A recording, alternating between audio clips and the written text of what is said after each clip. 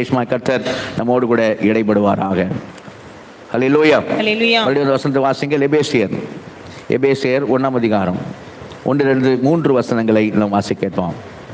தேவனுடைய சித்தத்தினாலே இயேசு கிறிஸ்துனுடைய அப்போஸ்தலனாகிய பவுல் எபேசுவிலே கிறிஸ்து இயேசுவுக்குள் விசுவாசிகளாயிருக்கிற பரிசுத்தவான்களுக்கு எழுதுகிறதாவது, நம்முடைய பிதாவாகிய தேவனாலும் கர்த்தராகிய இயேசு கிறிஸ்துவினாலும் உங்களுக்கு கிருபையும் சமாதானமும் உண்டாவதாக. நம்முடைய கர்த்தராகிய இயேசு கிறிஸ்துவின் பிதாவாகிய தேவனுக்கு ஸ்தோத்திரம். அவர் கிறிஸ்துவுக்குள் உன்னதங்களிலே ஆவிக்குரிய சகல ஆசீர்வாதத்தினாலும் நம்மை ஆசீர்வதித்திருக்கிறார். அல்லேலூயா. கடந்த வாரம் நாம இந்த டபுள் என்று ரெட்டிப்பு என்று சொல்லி தலைப்பின் கீழாக ஆண்டோடைய வார்த்தையை நாம் கேட்டோம். ரெட்டிப்பு அதிகாரம் என்று சொல்லி பார்த்தோம். தேவனுடைய சித்தத்தினாலே இயேசு கிறிஸ்துனுடைய அப்போஸ்தலனாகிய பவுல் என்று வாசிக்கிறோம். ரெட்டிப்பு அதிகாரம் தேவனுடைய சித்தத்தினாலேயும் இயேசுனுடைய அப்போஸ்தலனாக இருக்கிற பவுல் என்று சொல்லி என்ன செய்த ரெட்டிப்பு அதிகாரம் என்று பார்த்தோம். ரெட்டிப்பு அழைப்பு நமக்கு கொடுக்கப்பட்டிருக்கிறது என்று சொல்லி அந்த முதல் வசனத்திலே எபேசுல இருக்கிறதான கிறிஸ்து இயேசுவில் இருக்கிற விசுவாசிகளாக இருக்கிற பரிசுத்தவான்களுக்கு, விசுவாசி பரிசுத்தவான்கள் என்று ரெட்டிப்பான அழைப்பு நமக்கு இருக்கிறது. ரெட்டிப்பு அழைப்பு இருக்கிறது என்று சொல்லி பார்த்தோம். அடுத்து ரெட்டிப்பு அலங்காரம் என்று சொல்லி பார்த்தோம். கிருபையும் சமாதானம் உண்டாவதாக என்று சொல்லி ரெட்டிப்பு அலங்காரம், ஒன்று கிருபை, இன்னொன்று சமாதானம் என்று சொல்லி பார்த்தோம். இன்னொரு அடுத்து நாம் பார்த்த காரியம் ரெட்டிப்பு அங்கீகாரம் என்று சொல்லி பார்த்தோம். நம்முடைய பிதாவாகிய தேவனாலும் கர்த்தராகிய இயேசு கிறிஸ்துவினாலும் உங்களுக்கு கிருபையும் சமாதானம் உண்டாவதாக, பிதாவாகிய தேவனாலும் இயேசு கிறிஸ்துவினாலும் என்று சொல்லி ரெட்டிப்பு அங்கீகாரம் என்று சொல்லி பார்த்தோம். அதுக்கு பிறகு ரெட்டிப்பு அவசியம் என்று சொல்லி பார்த்தோம். இந்த எபேசு நிருபம் 6 அதிகாரங்களை கொண்டதாக இருக்கிறது. முதல் 3 அதிகாரங்கள் ஆவிக்குரிய சகல ஆசீர்வாதத்தினாலே நாம் ஆசீர்வதிக்கப்பட்டிருக்கிற அந்த ஆசீர்வாதங்கள் என்ன என்பதை காண்பிக்கிறது. அடுத்த 3 அதிகாரங்கள் அதை எப்படி நாம் சுதந்திரித்துக் கொள்ள வேண்டும் என்று சொல்லி காண்பிக்கிறது. முதல் 3 அதிகாரம் பாக்கியம் என்று காண்பிக்கிறது. அடுத்த 3 அதிகாரங்கள் அந்த பாக்கியம் நம் வாழ்க்கையில் எப்படி சாத்தியம் என்பதை காண்பிக்கிறது என்று சொல்லி கடந்த வாரம் பார்ப்பதற்கு ஆவியானவர் நமக்கு உதவி செய்தார். அல்லேலூயா, அல்லேலூயா. இந்த நாளிலும் நாம ரகசியம் என்கிறதான, நீங்கள் வாட்ஸ்அப்பில் பார்த்திருப்பீர்கள், தலைப்பை பார்த்திருப்பீர்கள். ரகசியம் என்கிறதான தலைப்பின் கீழாக நம் ஆண்டோடைய வார்த்தையை நாம் என்ன செய்ய போகிறோம், கேட்க போகிறோம். அல்லேலூயா. கவனிங்கள், நாம் இந்த எபேசிய நிருபத்துடைய முன்னுரை செய்திகளாகத்தான் நாம் கேட்டுக்கொண்டு வருகிறோம். அந்த முன்னுரை செய்தியினுடைய வரிசையின் அடிப்படையில் இந்த நாளில் ரகசியம் என்கிறதான தலைப்பின் கீழாக நாம் ஆண்டோடைய வார்த்தை கேட்க போகிறோம். இதுவரையில் நமக்கு இந்த முதல் 3 வசனத்துடைய காரியத்தை பார்த்தோம். இன்றைக்கு முன்னுரை செய்தியாகவே நாம் கொஞ்சம் உள்ளே என்ன சொல்லப்பட்டு இருக்கிறது என்று சொல்லி ஒரு அவுட்லைனாக, முழுதுமான காரியம் அல்ல, ஆனால் ஒரு அவுட்லைனாக உள்ளே என்னதான் இருக்கிறது எபேசு நிருபத்துக்குள்ளே என்று சொல்லும் பொழுது அதில் இருக்க ஒரு காரியத்தை இந்த நாளில் என்ன செய்ய போகிறோம், நாம் பார்க்க போகிறோம். ரகசியம் என்கிறதான தலைப்பின் கீழாக நாம் இந்த நாளில் பார்க்க போகிறோம். பரிசுத்த ஆவியானவர் நாளில் விசேஷமாய் நம்மோடு கூட இடைபடுவாராக. அல்லேலூயா. உள்ளே என்ன இருக்கிறது என்று சொல்லி பார்ப்போமானால், அங்கே இந்த ரகசியம் என்று சொல்லப்பட்டு இருக்கிறதா என்று சொல்லி பார்ப்போமானால், எபேசியர் 1ஆம் அதிகாரத்துக்கு நீங்க வரும் பொழுது 10ஆம் வசனத்தை வாசிங்க. எபேசியர் 1:10. தமக்குள்ளே தீர்மானித்திருந்த தம்முடைய தயவுள்ள சித்தத்தின் ரகசியத்தை எங்களுக்கு அறிவித்தார். 1ஆம் அதிகாரத்திலே ரகசியம் என்று செய்யறோம், வாசிக்கிறோம். அதே போல 3ஆம் அதிகாரத்திலே 5ஆம் வசனத்தை வாசிங்க. 3ஆம் அதிகாரம் 5ஆம் வசனம். அதை நீங்கள் வாசிக்கையில் கிறிஸ்துவின் ரகசியத்தை குறித்து எனக்கு உண்டாயிருக்கிற அறிவை அறிந்து கொள்ளலாம். 3ஆம் அதிகாரத்துக்கு வரும் பொழுதும் பவுல் ஆவியானவரால் ஏவப்பட்ட ரகசியம் என்று பேசுகிறதை பார்க்கிறோம். 5ஆம் அதிகாரத்துக்கு வாங்க. 5ஆம் அதிகாரத்திலே 32ஆம் வசனம். இந்த ரகசியம் பெரியது, நான் கிறிஸ்துவை பற்றியும் சபையை பற்றியும். 5ஆம் அதிகாரத்துக்கு வரும்பொழுதும் ரகசியம் என்று சொல்லி அப்போஸ்தலனாகிய பவுல் பரிசுத்தாவில் ஏவப்பட்டு பேசுகிறது என்ன செய்யறோம் பார்க்கிறோம். அப்ப ரகசியம் ரகசியம் ரகசியம் என்று உள்ளே வருகிறதை பார்க்கிறோம். அதனால தான் இந்த நாளிலே ரகசியம் என்ற வார்த்தையில தலைப்பின் அடிப்படையில் என்ன செய்ய போகிறோம், ஆண்டவருடைய வார்த்தையை நாம் கேட்க போகிறோம். அல்லேலூயா. ஒரு 3 ரகசியத்தை என்ன செய்யணும், 3 இடத்துல வாசித்தோம். 1ஆம் அதிகாரம், 3ஆம் அதிகாரம், 5ஆம் அதிகாரம் என்று 3 அதிகாரத்தில் ரகசியம் என்று சொல்லப்பட்டிருக்கிறது பார்க்கிறோம். அப்படி நான் 3 ரகசியங்கள் அங்கே உள்ளே இருக்கிறது. அந்த 3 ரகசியத்தை தான் இந்த நாளில் என்ன செய்ய போகிறோம், விசேஷமாய் நாம் என்ன செய்ய போகிறோம், நாம் கேட்க போகிறோம். முதல் ரகசியம் என்னென்னு சொன்னால், மகிமையானவரின் ரகசியம். அல்லேலூயா. மகிமை தேவனின் ரகசியம் அல்லது மகிமையானவரின் ரகசியம் அல்லது மகிமனின் ரகசியம் என்று எப்படி வேணாலும் சொல்லலாம். மகிமையானவரின் ரகசியம். அல்லேலூயா. ஏன் இதை மகிமையானவர் ரகசியம் என்று முதல் ரகசியத்தை சொல்லுகிறேன் என்று சொன்னால், நம்ம அந்த அதிகாரத்தில் முதல் அதிகாரத்தில் 9-10 வசனங்களை வாசிங்கள். 9-10 வசனங்கள். காலங்கள் நிறைவேறும் போது விளங்கும் நியமத்தின்படி பரலோகத்தில் இருக்கிறவைகளும் பூலோகத்தில் இருக்கிறவைகளும் ஆகிய சகலமும் கிறிஸ்துவுக்குள்ளே கூட்டப்பட வேண்டும் என்று தமக்குள்ளே தீர்மானித்திருந்த தம்முடைய தயவுள்ள சித்தத்தின் ரகசியத்தை எங்களுக்கு அறிவித்தார். அல்லேலூயா. அல்லேலூயா. தேவனுடைய சித்தத்தின் ரகசியத்தை எங்களுக்கு அறிவித்தார். அல்லேலூயா. அப்ப தேவனுடைய சித்தம், மகிமையானவரினுடைய சித்தம் என்று சொல்லி என்ன செய்யறோம் நாம் பார்க்கிறோம். தேவனின் சித்தம், அவருடைய சித்தத்தின் ரகசியத்தை எங்களுக்கு அறிவித்தார் என்று சொல்லி அப்போஸ்தலனாகிய பவுல் அங்கே சொல்லுகிறதை என்ன செய்யறோம் பார்க்கிறோம். அறிவித்தார் என்று சொல்லப்பட்டிருக்கிறதே, அப்படின்னா யார் அறிவித்தது? முதலாவது இந்த ரகசியத்தை யார் அறிவித்தது என்று சொல்லி நாம் பார்ப்போம்னால் அங்கே அறிவித்தார் என்று வருகிறது. அப்ப யார் என்று செய்ய வேண்டும் பார்க்க வேண்டும். யார் என்று பார்ப்பதற்கு நாம் அந்த 3ஆம் வசனத்திலிருந்து பார்ப்போமானால், அதுல 3ஆம் வசனம் 1ஆம் அதிகாரம் 3ஆம் வசனத்திலிருந்து நம்முடைய கர்த்தராகிய இயேசு கிறிஸ்துவின் பிதாவாகிய தேவனுக்கு ஸ்தோத்திரம். அவர்னா யாரு? பிதாவாகிய தேவன். நம்முடைய கர்த்தராகிய இயேசு கிறிஸ்துவின் பிதாவாகிய தேவனுக்கு ஸ்தோத்திரம். அவர் பிதாவாகிய அவர் கிறிஸ்துவுக்குள் உன்னதங்களில் ஆவிக்குரிய சகல ஆசீர்வாதத்தினாலும் நம்மை ஆசீர்வதித்திருக்கிறார். அல்லேலூயா. தேவன் பிதாவாகிய தேவன் நம்மை கிறிஸ்துவுக்குள்ளே சகல ஆசீர்வாதத்தினால் ஆவிக்குரிய ஆசீர்வாதத்தினால் ஆசீர்வதித்திருக்கிறார். 4ஆம் வசனம், தமக்கு முன்பாக யாருக்கு முன்பாக? பிதாவாகிய தேவனுக்கு முன்பாக, தமக்கு முன்பாக நாம் அன்பில் பரிசுத்தம் உள்ளவர்களும் குற்றமில்லாதவர்களாக இருப்பதற்கு அவர் யாரு? தேவன், பிதாவாகிய தேவன் உலகம் தோன்றதற்கு முன்னே கிறிஸ்துவுக்குள் நம்மை தெரிந்து கொண்டபடியே பிரியமானவருக்குள், அது யார்? இயேசு கிறிஸ்து. பிரியமானவருக்குள் தாம், யாரு? தாம்னா யாரு? பிதாவாகிய தேவன் தாம் நமக்கு தந்தருளின தம்முடைய கிருபை. யாருடைய கிருபை? பிதாவாகிய தேவனுடைய கிருபை. தம்முடைய கிருபையின் மகிமைக்கு புகழ்ச்சியாக தம்முடைய தயவுள்ள சித்தத்தின்படியே, தம்முடைய யாருடைய? பிதாவாகிய தேவனுடைய. சரியா? தம் என்று வருகிறது, தாம் என்று வருகிறது, அவர் என்று வருகிறதெல்லாம் பிதாவாகிய தேவனை குறிக்கிற வார்த்தைகளா இருக்கிறது. தம்முடைய தயவுள்ள சித்தத்தின்படியே நம்மை இயேசு கிறிஸ்து மூலமாய் தமக்கு, யாருக்கு? பிதாவாகிய தேவனுக்கு தமக்கு சுவிகார புத்திரராகும்படி முன்குறித்திருக்கிறார். அவருடைய கிருபையின் ஐஸ்வரியத்தின், அவர் யாரு? பிதாவாகிய தேவனுடைய கிருபையின் ஐஸ்வரியத்தின்படியே இவர் யாரு? இயேசு கிறிஸ்து. இவருடைய இரத்தத்தினாலே பாவ மன்னிப்பாகி மீட்பு இவருக்குள், யாருக்குள்? கிறிஸ்துவுக்குள் நமக்கு உண்டாயிருக்கிறது. அந்த கிருபையை அவர் யாரு? பிதாவாகிய தேவன். அவர் சகல ஞானத்தோடும் புத்தியோடும் எங்களிடத்தில் பெருக பண்ணினார். பிதாவாகிய தேவன் அந்த கிருபையை பெருக பண்ணினார். காலங்கள் நிறைவேறும் பொழுது விலங்கு நியமித்தின்படி பரலோகத்தில் இருக்கவிலும் பூலோகத்தில் இருக்கலுமாகிய சகலமும் கிறிஸ்துவுக்குள் கூட்டப்பட வேண்டும் என்று தமக்குள்ளே, யாருக்குள்ளே? பிதாவாகிய தேவனுக்குள்ளே தமக்குள்ளே தீர்மானித்திருந்த தம்முடைய, யாருடைய? பிதாவாகிய தேவனுடைய தயவுள்ள சித்தத்தின் ரகசியத்தை எங்களுக்கு யார் அறிவித்தார்? பிதாவாகிய தேவன் அறிவித்தார். அல்லேலூயா. அல்லேலூயா.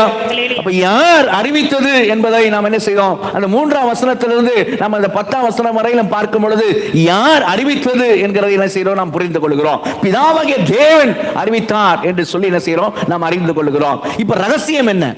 அறிவிக்கப்பட்ட அந்த ரகசியம் என்ன அப்படின்னு சொன்னா, மறுபடியும் அந்த 9-10 வசனங்களை வாசிங்க. காலங்கள் நிறைவேறும் போது விளங்கும் நியமத்தின்படி பரலோகத்தில் இருக்கிறவைகளும் பூலோகத்தில் இருக்கிறவைகளும் ஆகிய சகலமும் கிறிஸ்துவுக்குள்ளே கூட்டப்பட வேண்டும். ரகசியம் என்ன?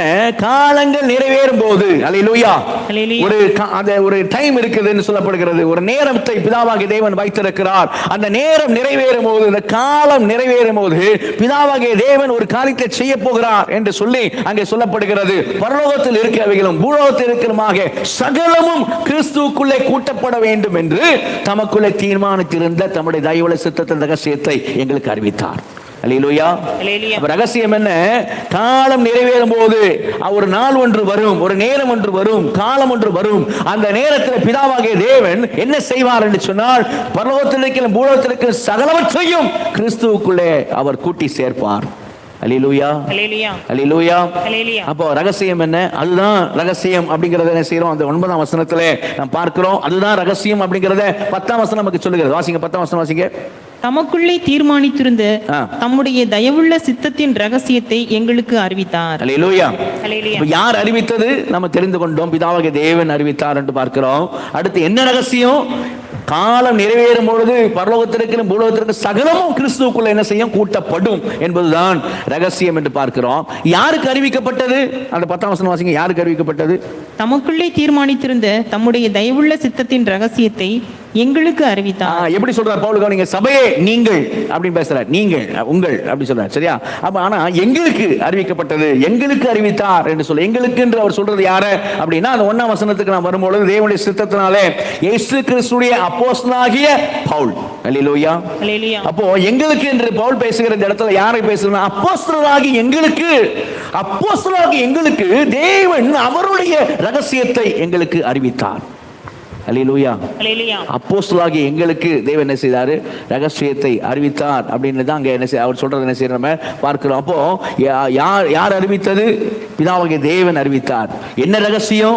சகலமும் காலங்கள் நிறைவேறும் பொழுது பரலோகத்திற்கு பூலோகத்திற்கு சகலமும் கிறிஸ்துவுக்குள் கூட்டப்பட போகிறது என்று பார்க்கிறோம். யாருக்கு அறிவிக்கப்பட்டது? அப்போஸ்தலருக்கு அறிவிக்கப்பட்டது என்று சொல்லி என்ன செய்யறோம்? நம்ம அங்க என்ன செய்யறோம் பார்க்கிறோம். அப்போ இன்றைக்கு நம்ம இந்த ரகசியம் யாருடைய ரகசியம் என்று அறிந்து கொள்கிறோம். யாருக்கு அறிவிக்கப்பட்டது என்று பார்க்கிறோம். என்ன ரகசியம் என்று என்ன செய்யறோம்? நம்ம அறிந்து கொள்கிறோம். தொடர்ந்து 9-10 வசனத்தை மறுபடியும் வாசிங்க. 9-10 வசனம். காலங்கள் நிறைவேறும் போது விளங்கும் நியமத்தின்படி பரலோகத்தில் இருக்கிறவைகளும் பூலோகத்தில் இருக்கிறவைகளும் ஆகிய சகலமும் கிறிஸ்துவுக்குள்ளே கூட்டப்பட வேண்டும் என்று தமக்குள்ளே தீர்மானித்திருந்த தம்முடைய தயவுள்ள சித்தத்தின் ரகசியத்தை எங்களுக்கு அறிவித்தார். அல்லேலூயா. யார் அறிவித்தது? பிதாவாகிய தேவன் என்று பார்க்கிறோம். என்ன ரகசியம்? சகலமும் கிறிஸ்துவுக்குள் கூட்டப்பட வேண்டும் என்பது ரகசியம் என்று பார்க்கிறோம். இல்லையா? யாருக்கு அறிவிக்கப்பட்டது? அப்போஸ்தலருக்கு அறிவிக்கப்பட்டது என்று பார்க்கிறோம். யாருடைய ரகசியம் இது? யாருடைய ரகசியத்தை பிதாவாகிய தேவன் அறிவித்தார்? யாருடைய ரகசியம்? வேறு யாரோ ஒருவருடைய ரகசியத்தை அல்ல. அவனுடைய ரகசியம், இவனுடைய ரகசியத்தை பிதாவாகிய தேவன் அறிவிக்கவில்லை. அப்போஸ்தலருக்கு தேவன் மற்ற யாருடைய ரகசியத்தை அறிவிக்கவில்லை. நமக்கு பார்க்க யாருடைய ரகசியத்தை அறிவிக்கிறார் என்று சொல்லி பார்த்தா மறுபடியும் 9-10 வசனங்கள் வாசிங்க மறுபடியும். காலங்கள் நிறைவேறும் போது விளங்கும் நியமத்தின்படி பரலோகத்தில் இருக்கிறவைகளும் பூலோகத்தில் இருக்கிறவைகளும் ஆகிய சகலமும் கிறிஸ்துவுக்குள்ளே கூட்டப்பட வேண்டும் என்று தமக்குள்ளே தீர்மானித்திருந்த அந்த வார்த்தை கவனிங்க. தமக்குள்ளே, பிதாவாகிய தேவன் தமக்குள்ளே தீர்மானித்திருந்த தம்முடைய தயவுள்ள சித்தத்தின் ரகசியத்தை எங்களுக்கு அறிவித்தார். அல்லேலூயா. யாருடைய ரகசியம்? பிதாவாகிய தேவன் அவருடைய ரகசியத்தையே என்ன செய்தாரு? அறிவித்தார். அல்லேலூயா. பிதாவாகிய தேவன் அவருடைய ரகசியத்தையே தமக்குள்ளே தீர்மானித்திருந்த அப்படின்னு வாசிக்கிறார். அப்படின்னா அவருக்குள்ளே அவர் எடுத்த டெசிஷன், முடிவு, அவர் ஒரு காரியத்தை தீர்மானித்திருக்கிறார். அந்த தீர்மானத்தினுடைய காரியத்தை, அந்த ரகசியத்தை அவர் என்ன செய்திருக்கிறார்? எங்களுக்கு வெளிப்படுத்தியிருக்கிறார் அப்படின்னு சொல்லி பவுல் அங்கே சொல்றதை நம்ம பார்க்கிறோம். ஏன்னா கவனிங்க, உபாகமம் 29 நம்ம வாசித்தோம்னா அருமையான ஒரு வசனம். உபாகமம் புஸ்தகத்தில் 29ஆம் அதிகாரத்தில் 29ஆம் வசனத்தை வாசிங்க. உபாகமம் 29:29. மறைவானவைகள் நம்முடைய தேவனாகிய கர்த்தருக்கே உரியவைகள், வெளிப்படுத்தப்பட்டவைகளோ இந்த நியாயப்பிரமாணத்தின் வார்த்தைகளின்படி எல்லாம் செய்யும்படிக்கு நமக்கும் நம்முடைய பிள்ளைகளுக்கும் என்றென்றைக்கும் உரியவைகள். மறைவானவைகள் நம்முடைய தேவனாய் கர்த்தருக்கே உரியவைகள். அல்லேலூயா. வெளிப்படுத்தப்பட்டவைகளோ இந்த நியாயப்பிரமாணத்தின் வார்த்தைப்படி தான் செய்யும்படிக்கு நமக்கும் நம்முடைய பிள்ளைகளுக்கு என்றென்றைக்கும் உரியவைகள். அல்லேலூயா. இப்போ கவனிங்க, மறைவானவைகள் தேவனுக்குரியவன் சொல்லி இருக்குது. அப்போ அவர் மறைத்து வைத்திருந்த, அவர் தன இருதயத்துல தீர்மானம் பண்ணி வைத்திருந்த காரியத்தை தான் தேவன் என்ன செய்தாரு? இப்போது எங்களுக்கு அறிவித்தார். அல்லேலூயா. இப்போது அப்போஸ்தலருக்கு அறிவித்தார் அப்படின்னு செய்கிறோம், நம்ம வாசிக்கிறோம். அப்போ கவனிங்க, ரொம்ப முக்கியமானது என்னன்னு சொன்னா, தேவன் அவருக்குள்ள தீர்மானித்திருந்த காரியம். அல்லேலூயா. அல்லேலூயா. இப்போ அடுத்த ஒரு காரியத்துக்கு நம்ம போனோம். என்னன்னு சொன்னா கவனிங்க, இந்த காரியம் இப்படி சொல்லப்பட்டிருக்கிற 9-10 வசனம், இது உண்மையிலே தேவனுடைய ரகசியம் தானா? இது உண்மையிலே தேவ சித்தத்தின் ரகசியம் தானா? இது உண்மையிலே தேவனுடைய தீர்மானம் தானா? ஏன் அப்படி சொல்றேன் அப்படின்னா, கவனிங்க, வேற யாருடைய தீர்மானம்? அந்த மனுஷனுடைய தீர்மானம், இந்த மனுஷனுடைய தீர்மானம் என்று சொல்லுவோமானால் அது நிறைவேறதுக்கு வாய்ப்பு இல்லை. அது மாறக்கூடிய வாய்ப்புகள் அநேகம் உண்டு. மனுஷனுடைய தீர்மானங்கள் மாறக்கூடிய வாய்ப்புகள் உண்டு. ஆனால் தேவனுடைய காரியம் அப்படிப்பட்டதல்ல. நான் நிர்ணயித்தபடி நடக்கும் என்று சொல்லுகிற தேவன். அல்லேலூயா. அல்லேலூயா. நான் நிர்ணயித்தபடி நடக்கும் என்று சொல்லுகிற தேவன். நான் செய்வதை தடுப்பவன் யார் என்று சொல்லுகிற தேவன். யோபு சொன்ன, தேவரே சகலத்தையும் செய்ய வல்லவர், நீ செய்ய நினைத்தது ஒரு நாளும் தடைபடாது. அல்லேலூயா.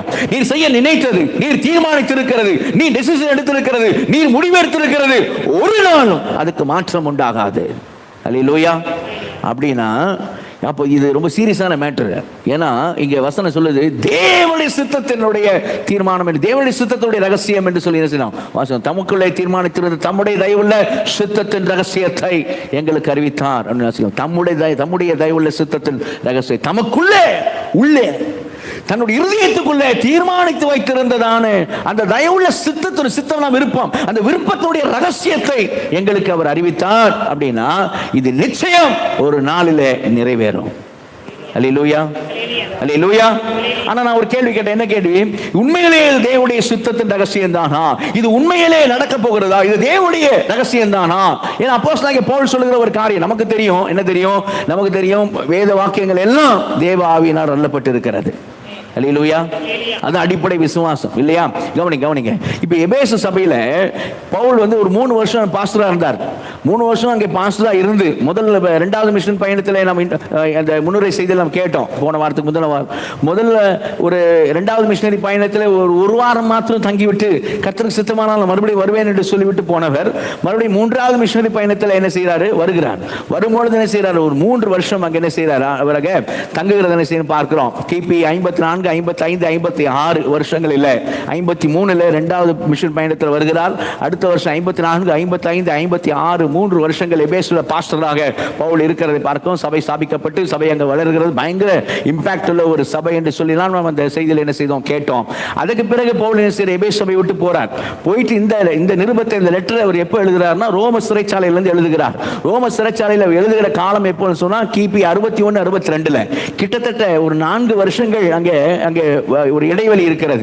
எபேசு சபையிலே போய் பவுல் நேரடியாக போய் பார்க்கல.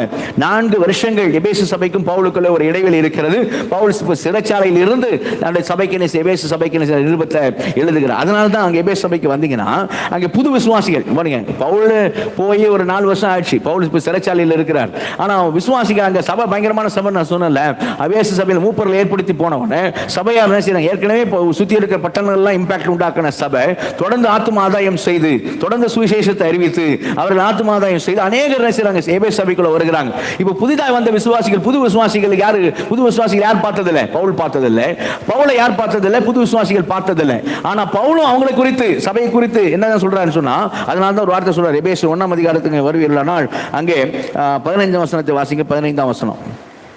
ஆனபடியினாலே கர்த்தராகிய இயேசுவின் மேலுள்ள உங்கள் விசுவாசத்தையும் பரிசுத்தவான்கள் எல்லாரும் மேலும் உள்ள உங்கள் அன்பையும் குறித்து நான் கேள்விப்பட்டு அவர் 3 வருஷம் பாஸ்டரா இருக்கிறார். ஆனா உங்களுடைய அன்பை குறித்து, உங்களுடைய விசுவாசத்தை குறித்து சொல்ற பாருங்க. கர்த்தராகிய இயேசுவின் மேல் உங்கள் விசுவாசத்தையும் பரிசுத்தவான்கள் எல்லார் மேல் உங்கள் அன்பையும் குறித்து நான் கேள்விப்பட்டு இடைவிடாமல் உங்களுக்காக ஸ்தோத்திரம் பண்ணி என் ஜெபங்களை உங்களை நினைத்துன்னு சொல்வார். சரியா? அப்படியானா நான் உங்களை குறித்து கேள்விப்படுகிறேங்கிறார். ஏன்னா அந்த கேப் இருக்கிறதுனால, கிட்டத்தட்ட ஒரு 4 வருஷங்கள் கேப் இருக்கிறதுனால, அந்த 4 வருஷங்கள்ல பவுல் எபேசு சபையினுடைய காரியத்தை கேட்டேன்னு சொல்றாரு. அப்ப புது விசுவாசிங்க, அந்த சபையில் இருக்க புது விசுவாசிகளுடைய காரியத்தை கேட்டிருக்கிறார். புது விசுவாசி கண்டிப்பா யாரை குறிச்சு கேட்டிருப்பாங்க? பவுலை குறிச்சு கண்டிப்பா ஏற்கனவே இருக்க விசுவாசி சொல்லியிருப்பாங்க. எப்பா பவுல் தான்ப்பா பாஸ்டரா இருந்தாரு, பவுலுப்பா அப்போஸ்தலர்ப்பா பவுல் அப்படின்னு பவுலை குறிச்சு கண்டிப்பா செய்திருப்பாங்க, சொல்லி இருப்பாங்க. அதனால 3ஆம் அதிகாரத்துக்கு வரும்போது அங்க என்ன சொல்றாரு பாருங்க. 3ஆம் அதிகாரத்துல 2ஆம் வசனம் வாசிங்க. 3:2. உங்களுக்காக எனக்கு அளிக்கப்பட்டிருக்கிற தெய்வ கிருபைக்குரிய நியமமும் இன்னதென்று கேட்டிருப்பீர்களே. சரியா? இங்க சொல்றாரு நான் உங்களை குறித்து கேள்விப்பட்டேன் அப்படிங்கிறார். அங்க சொல்றாரு என்னை குறித்து நீங்க என்ன பண்ணிருப்பீங்க? கேட்டிருப்பீர்களே அப்படிங்கிறார். ஏன்னா அங்க அப்படிப்பட்ட விசுவாசிகள் இருந்தாங்க. கவனிங்க, அந்த நாளிலே எபேசு பட்டணத்தில் இருக்கிற விசுவாசிகளுக்கு நம்ம இப்ப கையில இருக்க மாதிரி முழு வேதாகமா அவங்க கிட்ட கிடையாது. முழு வேதாகம் பைபிள் அப்படின்னு அவங்க கிட்ட கிடையாது. அவங்ககிட்ட இருந்து என்ன இருந்திருக்கும்? எபேசு சபைக்கு பவுல் எழுதின நிருபம் அவர்களுக்கு இடத்துல இருந்திருக்கும். கொலோசு பட்டணத்துக்கு வந்தாங்க, அந்த நிருபமும் சர்க்குலராக இருக்கு. அதையும் நீங்க வாசிக்க, லவோதிக்கேய சபையிலிருந்து வருகிறது நீங்க வாசிக்கன்னு சொல்றதுனால அந்த நிருபமும் ஒரு காப்பி அவரிடத்துல இருந்திருக்கலாம். ஆனா முழு வேதாகம் அவரிடத்துல கிடையாது. சரியா? அப்போ அவங்க புது விசுவாசிகளா இருக்கிறவங்க பரிசுத்த ஆவியினால தான் இந்த அப்போஸ்தலனாகிய பவுல் ஏவப்பட்டு எழுதுகிறார் இந்த வார்த்தைகளை அப்படிங்கறது எந்த அளவுக்கு அறிந்திருப்பார்கள். ஏன்னா அவங்களுக்கு ஒரு கேள்வி வரலாம், இந்த பவுல் சொல்லுகிற இந்த தேவ ரகசியம் என்று சொல்லக்கூடிய இந்த காரியம் தேவனுடைய தயவுள்ள சித்தத்தின் ரகசியம் என்பது உண்மையிலே தேவனுடைய தயவுள்ள சித்தத்தின் ரகசியம் தானா? இந்த பவுல் எப்படி நம்ப தகுந்தவரா, உண்மை உள்ளவரா? இவர் எழுதுகிற இந்த வார்த்தைகள் உண்மையிலே வேத வாக்கியம் தானா? இது மெய்யாவே தேவ வசனம் தானா? இது மெய்யாவே மெய்யாவே தேவனுடைய சத்தியம் தானா, இது மெய்யாவே தேவ சித்தம் தானா, இது மெய்யாவே தேவனுடைய ரகசியம் தானா அப்படின்னு அவங்களுக்குள்ள புது விசுவாசிகளுக்குள்ள கேள்வி எழும்பி இருக்கலாம். இன்னைக்கு ஹோல் பைபிளை கையில வச்சிருக்கிற நாம இன்னைக்கு அந்த விசுவாசியை எபேசப்பட்டதுக்கு விசுவாசியை சந்திப்போமானால் இந்த பைபிளை வைத்து நம்ம அவங்களுக்கு சொல்ல முடியும், பரிசுத்த ஆவியானால் ஏவப்பட்டு தான் பவுல் எழுதியிருக்கிறார். பவுல் எழுதியிருக்கிறது தேவ வசனம் தான், அது தேவ வசனம் தான், மெய்தான், அது ஆண்டவருடைய சத்தியம் தான், அப்படிதான் நடக்க போகிறது என்று சொல்லி நாம் அவர்களுக்கு விளங்க பண்ணுவோமானால் விளங்க பண்ணப்படுகிற அவர்களுக்குள்ள விசுவாசம் அதிகமாகும், விளங்க பண்ணுகிற நமக்கும் விசுவாசம் அதிகமாகும். அல்லேலூயா, அல்லேலூயா. ஆனா இன்னைக்கு நம்ம எபேசப்பட்டதற்கு ஆளை நாம சந்திக்க போறது இல்ல, சரியா கவனிங்க. ஆனா ஒரு காரியத்தை நம்ம செய்ய போறோம். என்ன செய்ய போறோம்? இனி வரும் நாட்களில் தொடர்ந்து அந்த எபேஸ் நிருபத்தை தான் நாம் பார்க்க போகிறோம். அப்ப எபேஸ் நிருபத்தில் இருக்கிற காரியங்களை தான் நாம் பார்க்க போறோம் என்று சொன்னா அந்த காரியங்கள் எல்லாம் தேவ ஆவியினால் ஏவப்பட்டு தான் எழுதப்பட்டிருக்கிறது. எபேசிய நிருபம் என்கிற நிருபம் பைபிள் இருக்கிறது, அது தேவ ஆவியினால் ஏவப்பட்டு எழுதப்பட்டிருக்கிறது தான் பைபிளுக்குள்ள இருக்கிறது. இது உண்மையிலே தேவ ஆவியினால் ஏவப்பட்டு எழுதப்பட்ட வசனம் தான், சத்திய வசனம் தான், தேவ வசனம் தான். மெய்யாகவே இது ஆண்டவருடைய வார்த்தை தான், மெய்யாகவே இது தேவ சித்தம் தான், மெய்யாகவே தேவன் தன்னுடைய தயவுள்ள சித்தத்தின் ரகசியத்தை பவுலுக்கு வெளிப்படுத்துவது உண்மைதான் அப்படிங்கறத நாம் இந்த நாளில் முதலாவது நாம் அறிந்து கொண்டோமானால் அந்த ரகசியத்திற்கு, அந்த சித்தத்திற்கு நம்மை ஒப்பு கொடுப்பதற்கு, அர்ப்பணிப்பதற்கு நமக்கு அது ஏதுவாக இருக்கும். அல்லேலூயா, அல்லேலூயா. அது எப்படி நாம் அறிந்து கொள்வது? 3 விதத்தில் நாம் அறிந்து கொள்ள முடியும். முதலாவது, இந்த பவுல் எழுதுகிறார்கள், இந்த பவுல் யார், அல்லது பவுலுக்கு எப்படிப்பட்ட அதிகாரம் கொடுக்கப்பட்டிருக்கிறது, அல்லது ஏன் இந்த பவுலுக்கு இந்த அதிகாரம் கொடுக்கப்பட்டிருக்கிறது என்பதை முதலாவது செய்ய வேண்டும், நாம் அறிய வேண்டும். அப்படியான பவுலுடைய காரியம் என்ன, இந்த பவுல் யாரு, அவர் எழுதியிருக்கிற இந்த காரியத்தை எப்படிப்பட்ட அதிகாரம் உடையவராக இருக்கிறார் பார்க்க. இரண்டாவது, இப்படி எழுதுகிற பவுல் நம்பத்தகுந்தவரா, உண்மை உள்ளவரா, அவர் உண்மையானவரா, உண்மை உள்ளவரா, நம்பத்தகுந்தவரா என்கிற ஒரு காரியம் வர வேண்டும். மூன்றாவது, எழுதியிருக்கிற கண்டென்ட், அது எழுதியிருக்கிற அந்த வாக்கியங்கள் எல்லாம் உண்மையிலே தேவ ஆவியினால் ஏவப்பட்டுதான் பவுல் எழுதினாரா அப்படிங்கறது என்ன செய்ய வேண்டும், நாம மூன்றாவது காரியம் என்ன செய்ய வேண்டும், பார்க்க வேண்டும். அல்லேலூயா, அல்லேலூயா.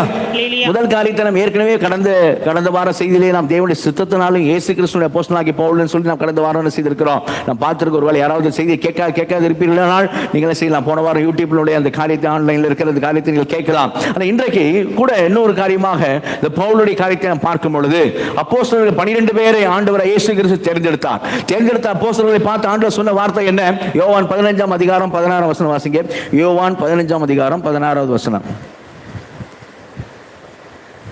நீங்கள் என்னை தெரிந்து கொள்ளவில்லை, நீங்கள் என்னை தெரிந்து கொள்ளவில்லை, வார்த்தைகளை கவனிங்க, தெரிந்து கொள்ளவில்லை, நான் உங்களை தெரிந்து கொண்டேன், நான் உங்களை தெரிந்து கொண்டேன். அல்லேலூயா, அல்லேலூயா. நான் உங்களை தெரிந்து கொண்டேன். அல்லேலூயா, அல்லேலூயா. அப்ப அங்க 12 அப்போஸ்தலருக்கு ஆண்டவர் சொல்லுகிற வார்த்தை என்ன? நீங்கள் என்னை தெரிந்து கொள்ளவில்லை, நான் உங்களை தெரிந்து கொண்டேன்.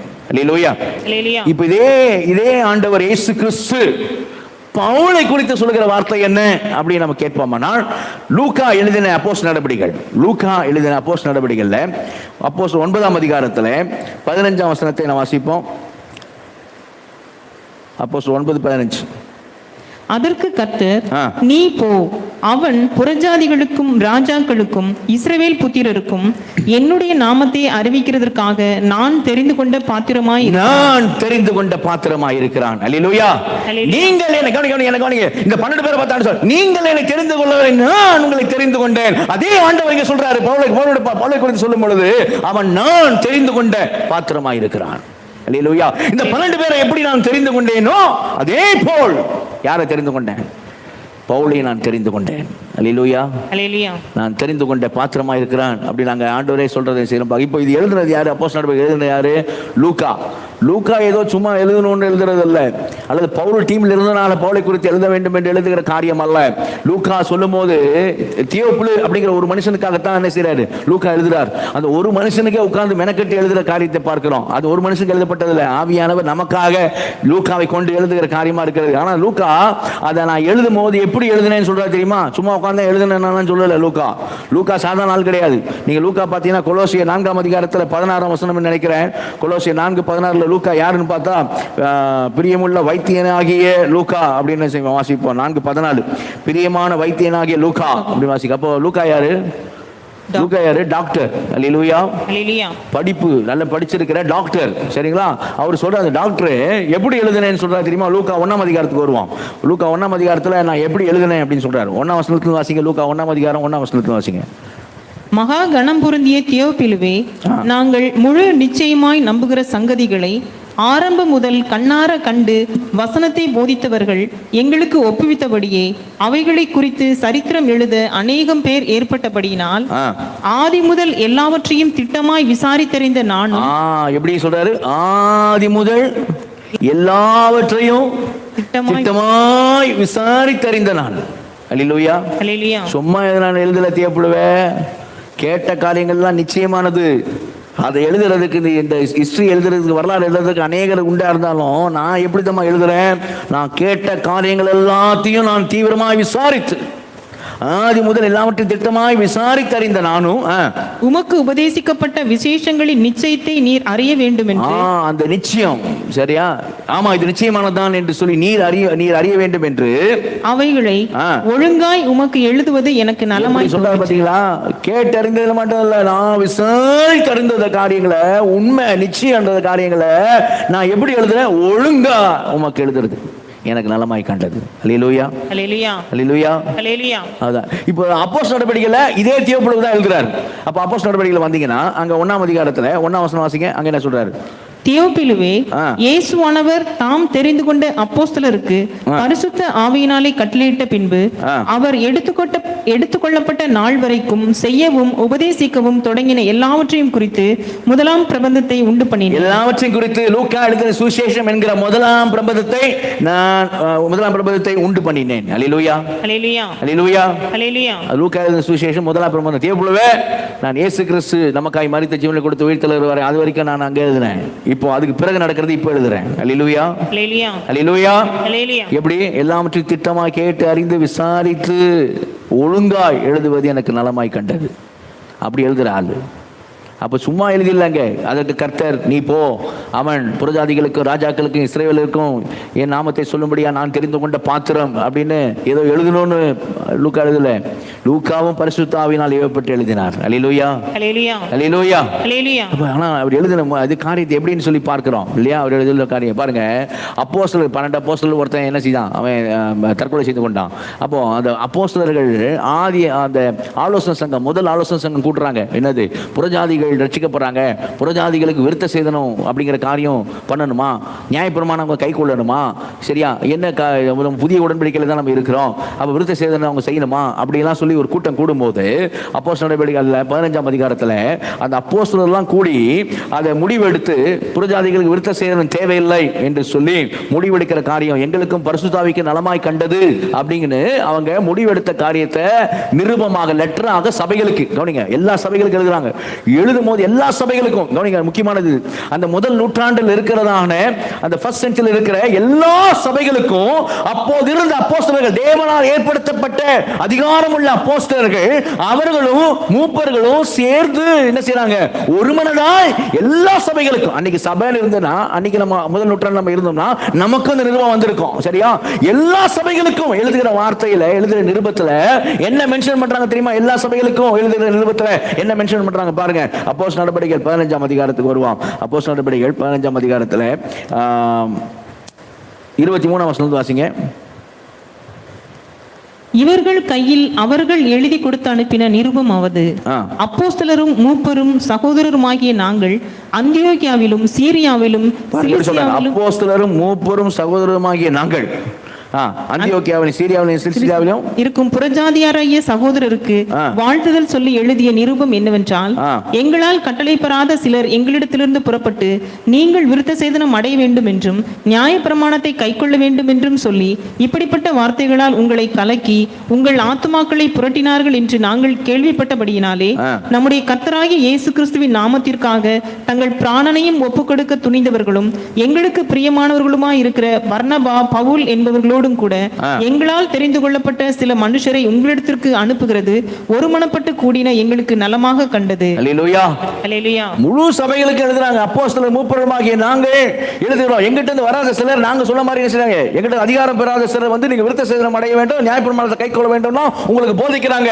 அதனால இந்த நிருபம் உங்களுக்கு எழுதப்படுகிறது. இந்த நிருபம் நாங்க எழுதுகிறோம், முடிவெடுத்து அனுப்புகிறோம். எப்படி சொன்னா, நம்முடைய கர்த்தராகிய 25ஆம் வசனம் பாருங்க. நம்முடைய கர்த்தராகிய இயேசு கிறிஸ்துவின் நாமத்திற்காக தங்கள் பிராணனையும் ஒப்பு கொடுக்க துணிந்தவர்களும் எங்களுக்கு பிரியமானவர்களும் இருக்கிற பர்னபா, பவுல் என்பவர்களோடு கூட. அல்லேலூயா, அல்லேலூயா. எல்லா சபைகளுக்கும் போகுது லெட்டர். அந்த எல்லா சபையில லெட்டர்லையும் யாரை கொடுத்த நற்சாட்சி இருக்குது? பவுலை குறித்த நற்சாட்சி. எப்படிப்பட்ட நற்சாட்சி? கர்த்தராகிய இயேசு கிறிஸ்துவுக்காக தங்கள் ஜீவனையும் கொடுக்க துணிந்தவர். அல்லேலூயா, அல்லேலூயா. இவங்க அப்போஸ்தலர்கள் கொடுக்குறாங்க சாட்சி. அப்போஸ்தலர்கள் இயேசுவோடு கூட இருந்தவர்கள், அவர்கள் அவங்க கொடுக்குறாங்க சாட்சி. பவுலை பற்றி சாட்சி என்ன சாட்சினா, அவன் இயேசுடைய நாமத்திற்காக தங்கள் பிராணனை ஒப்பு கொடுக்க துணிந்தவர்கள், எங்களுக்கு பிரியமானவர்கள். அல்லேலூயா. அவங்க மூலமா தானே சார் நாங்கள் இந்த நிருபத்தை நாங்கள் அனுப்புகிறோம். அவங்களோடு கூட இன்னும் சிலர் தேர்ந்தெடுத்து, அவங்க பேர்லாம் இல்லை, இன்னும் சிலரை நாங்கள் தேர்ந்தெடுத்திருக்கிறோம், அவங்க பேர்லாம் இல்லை. ஆனால் பர்னபா, பவுல் அப்படிங்கிறத என்ன செய்யறாங்க பார்க்கிறோம். அப்படி சரியா? அந்த அப்போஸ்தலனாகிய பவுல் தான் எபேசு நிருபத்தை தேவ ஆவியினால் ஏவப்பட்டு எழுதினார். அல்லேலூயா, அல்லேலூயா. இயேசு கிறிஸ்து சொன்ன நான் தெரிந்து கொண்ட பாத்திரம் என்று சொல்லக்கூடியதானே அந்த பவுல் என்று பார்க்கிறோம். இப்போ பவுல் உண்மையானவரா அப்படின்னு கேட்டோம்னீங்களே. இப்போ இதெல்லாம் சர்டிஃபிகேட்ல தெரிஞ்சிருச்சு. இருந்தாலும் ஒரு வார்த்தை நம்ம போவோம்னா, நம்பத்தகுந்தவரா, உண்மையானவரா பவுல் அப்படின்னு நம்ம கேட்டோம்னா, பவுல் என்ன சொல்றாருன்னா, எபேசு நிருபத்துக்கு வருவோம். நமக்கு இருக்கிற அந்த நிருபத்தில் 3ஆம் அதிகாரத்துக்கு வருவோம். எபேசுல 3ஆம் அதிகாரத்தில் பவுல் தன்னை குறித்து சொல்லுகிற காரியம் என்ன? 1ஆம் வசனத்தை வாசிங்க. 1ஆம் வசனம், 2ஆம் வசனம். இது நிமித்தம் பவுலாகிய நான் புறஜாதியாராய் இருக்கிற உங்கள் பொருட்டு கிறிஸ்து இயேசு நிமித்தம் கட்டுண்டவனாய் இருக்கிறேன். புறஜாதிகளா இருக்கிற உங்கள் பொருட்டு. அல்லேலூயா, அல்லேலூயா.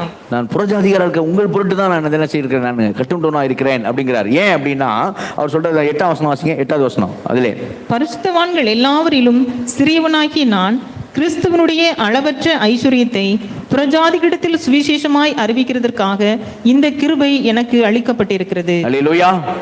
பவுல் சொல்றார், புறஜாதிகள் உங்கள் நிமித்தம் தான் நான் கட்டப்பட்டிருக்கிறேன். உங்களுக்கு சுவிசேஷம் சொன்னதுனால நான் என்ன செய்திருக்கேன், நான் கட்டப்பட்டிருக்கிறேன். அல்லேலூயா, கட்டப்பட்டிருக்கிறேன். அதோட என்ன சொல்றாருன்னா, இந்த கிருபை எனக்கு கொடுக்கப்பட்ட கிருபை எதுக்காக கிருபை கொடுக்கப்பட்டிருக்குது அப்படின்னு சொல்றாரு பாருங்க. பரிசுத்தவான் எல்லாரும் சிறியவனாகிய நான் கிறிஸ்துவினுடைய அளவற்ற ஐஸ்வரியத்தை புறஜாதிகளிடத்தில் சுவிசேஷமாய் அறிவிக்கிறதுக்காக. அல்லேலூயா. எங்க அறிவிக்கிறதுக்காக? புறஜாதிகளுக்கு நான் அறிவிக்கும்படியாக எனக்கு இந்த கிருபை கொடுக்கப்பட்டிருக்கிறது அப்படின்னு பவுல் இங்க சொல்றார். அல்லேலூயா.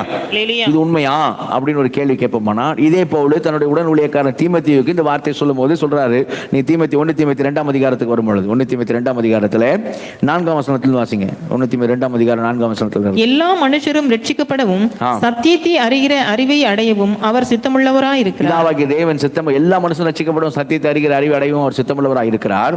தேவன் ஒருவரே, தேவனுக்கும் மனுஷருக்கும் மத்தியஸ்தரும் ஒருவரே. தேவன் ஒருவரே, தேவனுக்கும் மனுஷருக்கும் மத்தியஸ்தரும் ஒருவரே. எல்லாரையும் மீட்கும் பொருளாக தம்மை ஒப்பு கொடுத்த மனுஷனாகிய கிறிஸ்து இயேசு அவரே. இதற்குரிய சாட்சி ஏற்ற காலங்களில் விளங்கி வருகிறது. தேவன் ஒருவரே, தேவனுக்கும் மனுஷனுக்கு நடுவில் ஒரே ஒருத்தர் தான் இருக்கிறாரு, கர்த்தராகிய இயேசு மட்டும்தான். அல்லேலூயா. ஏன்னா அவர்தான் நமக்காக தம்மையை ஒப்பு கொடுத்தவர். அல்லேலூயா அப்படின்னு சொல்லிட்டு என்ன சொல்றாரு பாருங்க, வாசிங்க. இதற்காகவே, இந்த சுவிசேஷத்திற்காகவே, இது இயேசுவை குறித்து பிரசங்கிக்கவே, இதற்காகவே நான் பிரசங்கியாகவும் அப்போஸ்தலனாகவும் புறஜாதிகளுக்கு விசுவாசத்தையும் சத்தியத்தையும் விளங்க பண்ணுகிற போதகனாகவும். யாருக்கு? புறஜாதிகளுக்கு விசுவாசத்தையும் சத்தியம் விளங்க பண்ணுகிற போதகனாகவும் நியமிக்கப்பட்டிருக்கிறேன். அப்பாயிண்டட், நியமிக்கப்பட்டிருக்கிறேன். நான் பொய் சொல்லாமல் கிறிஸ்துவுக்குள் உண்மையை சொல்லுகிறேன். நான் பொய் சொல்ல, கிறிஸ்துவுக்குள்ள உண்மையை தான் சொல்றேன். அல்லேலூயா. எபேசு சபைக்கு தான் சொல்றாரு, புறஜாதிகளுக்கு சுவிசேஷம் அறிவிக்கும்படி எனக்கு கிருபை கொடுக்கப்பட்டிருக்கிறது. தன்னுடைய உடன் ஊழியக்காரர்கிட்ட பேசும்போது தான் சொல்றாரு, நான் போய் சொல்ல உண்மையை தான் சொல்றேன், எனக்கு நான் நியமிக்கப்பட்டிருக்கிறேன். எதுக்கு நியமிக்கப்பட்டிருக்கிறேன்? ஐ அம் அப்பாயிண்டட். எதுக்கு? நான் புறஜாதிகளுக்கு இந்த காரியத்தை நான் போதிப்பதற்காக. அல்லேலூயா. அப்போஸ்தலனாக, பிரசங்கியாக, போதகனாக நான் நியமிக்கப்பட்டிருக்கிறேன். எந்த காரியத்தை? இதை சொல்லுவதற்காக, இதற்காகவே. அல்லேலூயா. அப்ப இவர் சொல்ற காரியம் உண்மையா அப்படின்னம்னா, நான் கிறிஸ்துவுக்குள்ள போய் சொல்ல உண்மையதான் சொல்றேங்கிறார்.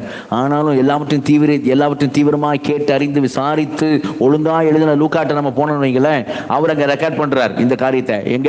இந்த கான்வர்சேஷன், இயேசுவுக்கும் பவுலுக்கும் நடந்த கான்வர்சேஷனை அங்க அப்போஸ்தலர் நடவடிக்கை 22ஆம் அதிகாரத்துல நாம் பார்க்க முடியும். இவர் சொல்றது உண்மையா இல்லையா அப்படிங்கிறது கிராஸ் ரெஃபரன்ஸா லூக்கா எழுதினதான அந்த அப்போஸ்தலர் நடவடிக்கைகளுக்கு வரும்பொழுது, அங்க அப்போஸ்தலர் நடவடிக்கை 22ஆம் அதிகாரத்துக்கு வருவோமானால், அங்க 22ஆம் அதிகாரத்துல 17ஆம் வசனத்திலிருந்து வாசிங்க.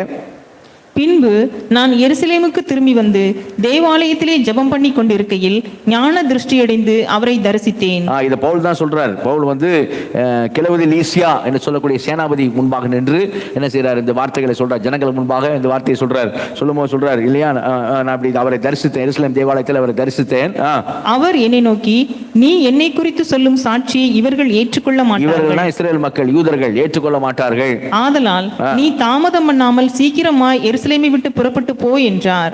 அதற்கு நான், ஆண்டவரே, உம்மிடத்தில் விசுவாசமாய் இருக்கிறவர்களை நான் காவலில் வைத்து ஜெப ஆலயங்களிலே அடித்ததையும் உம்முடைய சாட்சியாகிய ஸ்தேவானுடைய இரத்தம் சிந்தப்படுகிற போது நானும் அருகே நின்று அவனை கொலை செய்வதற்கு சம்மதித்து அவனை கொலை செய்தவர்களின் வஸ்திரங்களை காத்து கொண்டிருந்ததையும் இவர்கள் அறிந்திருக்கிறார்களே என்று. என்ன சொல்ல வர்றான்னா, நான் இங்க யூதர்கள் மத்தியில் ஊழியம் செஞ்சானா ரொம்ப நல்லா இருக்கும் ஆண்டவரே ஊழியம், ஏன்னா என்னை பார்த்துருக்கேன், நான் எப்படிலாம் இருந்தேன்னு பார்த்துருக்காங்க, நான் வந்து உமக்கு விரோதமாக செஞ்ச காரியங்கள்லாம் நல்லா தெரியும், உங்களுக்கு ஸ்தேவானை கொலை செய்யும் போது நான் சம்மதித்ததும் நான் சாட்சியா நின்னது எல்லாம் அவங்களுக்கு நல்லா தெரியும், ஆனால் இங்க நான் ஊழியம் பண்ணேன்னா ரொம்ப நல்லா இருக்கும், இம்பாக்டா இருக்கும் அப்படிங்கிறார் பவுல். ஆனா ஆண்டவர் சொன்னார், அடுத்த வசனம் வாசிங்க. அதற்கு அவர், நீ போ, நான் உன்னை தூரமாய் புறஜாதிகளிடத்திலே அனுப்புவேன் என்று சொன்னார் என்றான். அல்லேலூயா. அல்லேலூயா. ஆனால் ஆண்டவராகிய இயேசு கிறிஸ்து பவுல்கிட்ட சொன்ன காரியம், நீ போ, நான் உன்னை தூரமாய் புறஜாதிகளிடத்தில் அனுப்புவேன். அல்லேலூயா. அல்லேலூயா. அப்ப அவங்க பவுல் சொன்னது, எபேசு நிருபத்தை சொல்றது உண்மைதான், அங்கே தீமோத்தேயுவை சொன்னது உண்மைதான்.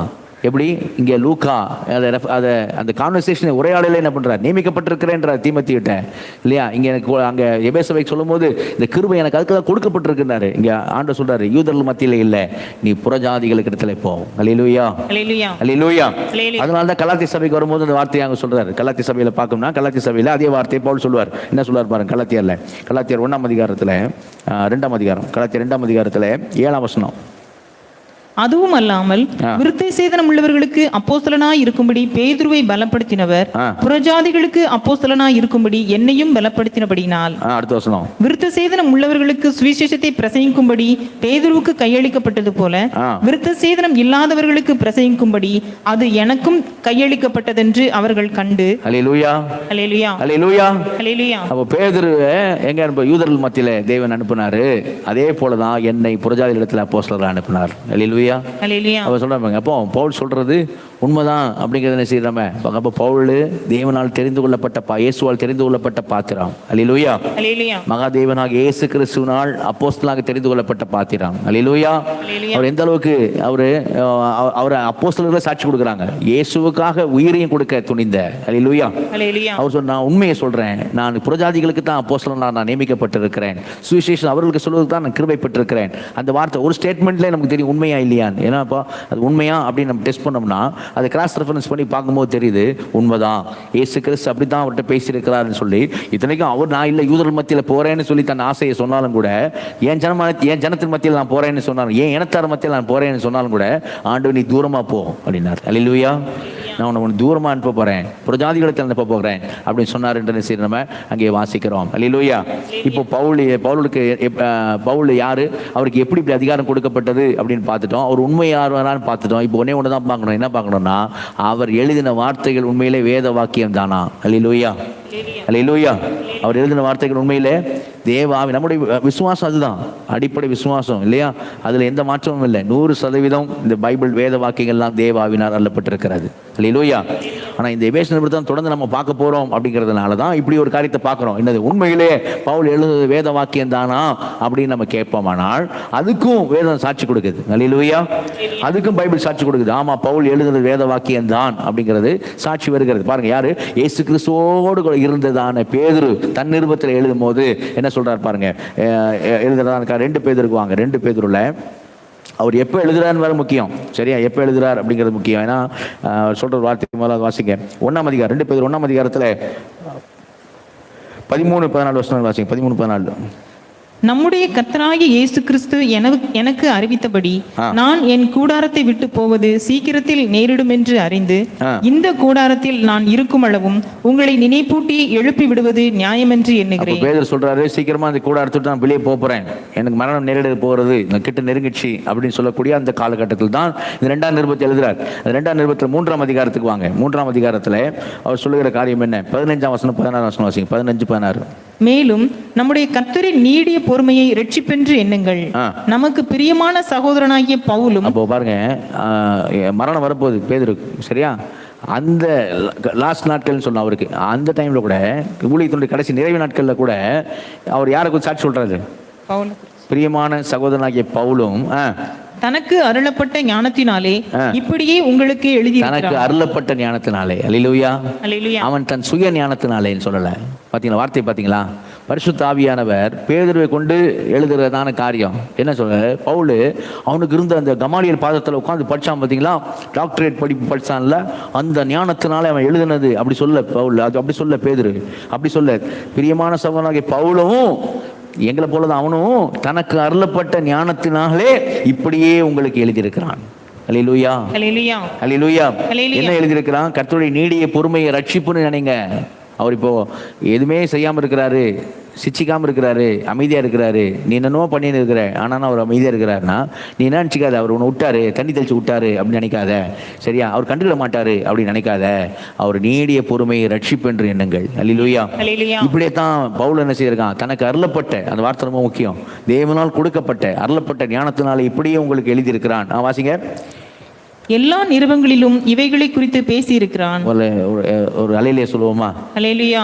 எபேஸ் நிருபத்தில் பேசியிருக்கிறான். அப்படி கூட பவுல் அப்படி ஒரு பேர் சொல்ல, பவுல் எழுதின எல்லா நிருபத்தையும் வந்துச்சு, எல்லா நிருபங்களிலும் இவைகளை குறித்து பேசியிருக்கிறான். அப்போ எல்லா நிருபத்தையும் யார் வாசித்திருக்கிறது? பேதுரு வாசித்திருக்கிறார். அல்லேலூயா, அல்லேலூயா. பவுல் எழுதின எல்லா நிருபமும் யார் வாசித்திருக்கிறார்? பேதுரு. சரியா? பாருங்க எப்படி இருக்கு பாருங்க. எல்லா நிருபங்களிலும் இவைகளை குறித்து என்ன செய்கிறான், எழுதியிருக்கிறான், பேசியிருக்கிறான். அவன் சொன்னவைகளில் சில காரியங்கள் அறிகிறதற்கு அரிதா இருக்கிறது. அவன் சொன்ன காரியங்களை வந்து புரிஞ்சுக்கோ, டப்புன்னு படிச்சோன்னு புரிஞ்சுக்கிறதுக்கு என்ன கஷ்டமா இருக்குது, அறிகிறதுக்கு அரிதா இருக்கிறது. கல்லாதவர்களும் உறுதி இல்லாதவர்களும் மற்ற வேத வாக்கியங்களை புரட்டுகிறது போல, அந்த வார்த்தை முக்கியம், மற்ற வேத வாக்கியங்களை புரட்டுகிறது போல தங்களுக்கு கேடு வரத்தக்கதாக இவைகளை பவுல் எழுதின எல்லா நிருபங்களையும் பவுல் எழுதின வேத வாக்கியங்களையும் புரட்டுகிறார்கள். அல்லேலூயா, அல்லேலூயா. மற்ற வேத வாக்கியங்களை புரட்டுகிறது போல பவுல் எழுதியிருக்கிற எல்லா நிருபங்களையும் ஆகிய வேத வாக்கியங்களையும் என்ன செய்யறாங்க, புரட்டுறாங்க. அப்ப பவுல் எழுதினத பேதுரு என்ன சொல்றாரு, வேத வாக்கியங்கள். அல்லேலூயா, அல்லேலூயா. அப்ப எபேஸ் நிருபம் யார் எழுதினது? தேவனுடைய சித்தத்தினால் இயேசு கிறிஸ்து அப்போஸ்தலனாகிய பவுல் எபேசிலே கிறிஸ்து இயேசுவுக்குள் விசுவாசிகளாக இருக்கிற பரிசுத்தவான்களுக்கு எழுதுகிறதாவது. அல்லேலூயா, அல்லேலூயா. யார் எழுதியிருக்கிறா? அப்போஸ்தலனாகிய பவுல், சாட்சி பெற்ற ஒரு அப்போஸ்தலன், தேவனால் அருளப்பட்ட ஞானத்தினாலே எழுதியிருக்கிற அப்போஸ்தலன். அல்லேலூயா. பிரஜாதிகளுக்கு அப்போஸ்தலனாக நியமிக்கப்பட்ட ஒரு அப்போஸ்தலன், கிறிஸ்துவுக்குள் உண்மையே சொல்லுகிறேன் என்று சொல்லுகிற அப்போஸ்தலன், கிறிஸ்துவுக்காக தன் உயிரையும் கொடுக்க துணிந்த ஒரு அப்போஸ்தலன், அப்போஸ்தலருக்கு பிரியமான ஒரு அப்போஸ்தலன். அல்லேலூயா, அல்லேலூயா. இயேசு கிறிஸ்து தெரிந்து கொண்ட பாத்திரமாகிய அப்போஸ்தலன். அல்லேலூயா, அல்லேலூயா. அப்போ அப்போஸ்தலனாகிய பவுல் எழுதுனதுனால அப்படிங்கிறது மாத்திரம் அல்ல, அப்போஸ்தலனாகிய பவுலை கொண்டு தேவ ஆவியானவர் நமக்கு எபேஸ் நிருபத்தை கொடுத்திருக்கிறார். அல்லேலூயா, அல்லேலூயா. அதனால அதுல இருக்கிற அந்த ரகசியம், அதுல இருக்கிற எல்லாமே வேத வாக்கியம் தான், எல்லாமே தேவ ஆவியினால் தரப்பட்டிருக்கிறது. அப்போ சொல்லப்பட்ட அந்த ரகசியம் என்ன? காலங்கள் நிறைவேறும் பொழுது விலங்கு நியமத்தின்படி பரலோகத்தில் இருக்கவிலும் பூலோகத்திற்குமாக சகலமும் கிறிஸ்துவுக்குள் கூட்டப்பட வேண்டும் என்று தமக்குள் தீர்மானித்திருந்த தம்முடைய தயவுள்ள சித்தத்தின் ரகசியத்தை எங்களுக்கு அறிவித்தார். அந்த தயவுள்ள சித்தத்தின் ரகசியம் தேவன் சித்தத்தின் ரகசியம்தான், தேவனுடைய ரகசியம்தான். அது மெய்யாகவே தேவ வசனம்தான், அது மெய்யாகவே சத்தியம்தான், அது மெய்யாகவே தேவ சித்தம்தான், அது மெய்யாகவே தேவனுடைய மகிமையானவரின் ரகசியம்தான், மகிமையின் ரகசியம்தான், மகிமை தேவனின் ரகசியம்தான். அப்படின்னு அது மெய்யாகவே தேவன் தமக்குள்ள தீர்மானித்து வைத்திருந்த ஒன்றுதான், அது மெய்யாகவே நிறைவேற போகிற ஒன்றுதான். அல்லேலூயா, அல்லேலூயா, அல்லேலூயா. அதுல எந்த மாற்றமும் இல்லை. சரியா? ஆனா எழுதுனது அப்போஸ்தலனாகிய பவுல்னு சொல்றாரு. நமக்கு தெரியும், பிரீச்சிங் கிளாஸ் வந்தவங்களுக்கு தெரியும், இந்த பெரிய ராஜா என்ன வல்லரசு உலகத்தை ஆட்சி செய்கிறான் நேபுகாத் நேச்சார், அவன் வந்து என்ன செய்யறான், அந்த தானியேல் புத்தகம் 3ஆம் அதிகாரத்தை எல்லாரையும் கூப்பிடுறான், வாங்கடா எல்லாரும் அப்படின்னு சொல்லலாம். 3ஆம் அதிகாரம் வாங்க, தானியேல் புத்தகத்தில் 3ஆம் அதிகாரத்தில் 2ஆம் வசனம் வாசிங்க. பின்பு ராஜாவாகிய நேபுகாத் நேச்சார் தேசாதிபதிகளையும் அதிகாரிகளையும் தலைவரையும் நியாயாதிபதிகளையும் பொக்கிஷக்காரரையும் நீதி சாஸ்திரிகளையும் விசாரிப்புக்காரரையும் நாடுகளில் உள்ள உத்தியோகஸ்தர் யாவரையும் நேபுகாத் நேச்சார் ராஜா நிறுத்தின சிலையின் பிரதிஷ்டைக்கு வந்து சேரும்படி அழைத்தனுப்பினார். எல்லாரும் வந்து சேருங்கடா அப்படின்னு கூப்பிட்டான். சரியா? கூப்பிட்டான். 11ஆம் வசனம் வாசிங்க. 11ஆம் வசனம். எவனாயிலும் தாழ விழுந்து பணிந்து கொள்ளாமற் போனால் அவன் எரிகிற அக்கினி சூளையின் நடுவிலே போடப்பட வேண்டும் என்றும் ராஜாவாகிய நீர் கட்டளையிட்டு. ராஜா சொல்றாங்க, கம்ப்ளைண்ட் பண்ணும்போது சொல்றாங்க, ராஜாவாகிய நீர் கட்டளையிட்டீரே, உங்களுடைய சிலையை பணிந்து கொள்ள வேண்டும் என்று சொல்லி கட்டளையிட்டீரே அப்படின்றாங்க. ஆனா ஆக்சுவலா இப்போ ராஜா எல்லாரும் கூட்டினா இவங்க சொல்றாங்க ராஜா கிட்ட கம்ப்ளைண்ட் பண்ணும்போது நீர் கட்டளையிட்டீரே அப்படிங்கிறாங்க. ஆனா அங்க சொன்னது யாரு அப்படின்னு பாத்தீங்கன்னா அங்க 4ஆம் வசனம் வாசிங்க. 4ஆவது வசனம். கட்டியக்காரன் உரத்த சத்தமாய் சகல ஜனங்களும் ஜாதிகளும் பாஷைக்காரரும் ஆனவர்களே, உங்களுக்கு அறிவிக்கப்படுகிறது என்னவென்றால் எக்காளம், நாகசுரம், கிண்ணரம், வீணை, சுரமண்டலம், தம்புரு முதலான சகலவித கீத வாக்கியங்களின் சத்தத்தை நீங்கள் கேட்கும்போது நீங்கள் தாழ விழுந்து ராஜாவாகிய நேபுகாத் நேச்சார் நிறுத்தின பொற்சிலையை பணிந்து கொள்ள கடவீர்கள். எவனாகிலும் தாழ விழுந்து அதை பணிந்து கொள்ளாமற் போனால் அவன் அந்நேரமே எரிகிற அக்கினி சூளையின் நடுவிலே போடப்படுவான் என்றான். யாரு? கட்டியக்காரன். முரசு கொட்டி சொல்லுவாங்க. இது முதல் உங்களுக்கு தெரிவிப்பது என்னவென்றால்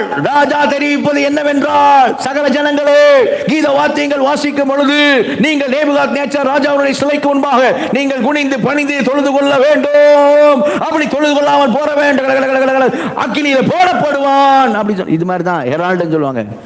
இந்த கட்டியக்காரன் மாதிரி தான் அங்கே தேவனுடைய சித்தத்தினால இயேசு கிறிஸ்து அப்போஸ்தலனாகிய கட்டியக்காரனாகிய பவுல் எபேசுல கிறிஸ்து இயேசுவுக்குள் விசுவாசியில் இருக்கிற பரிசுத்தவான்களுக்கு எழுதுகிறதாவது என்றார்.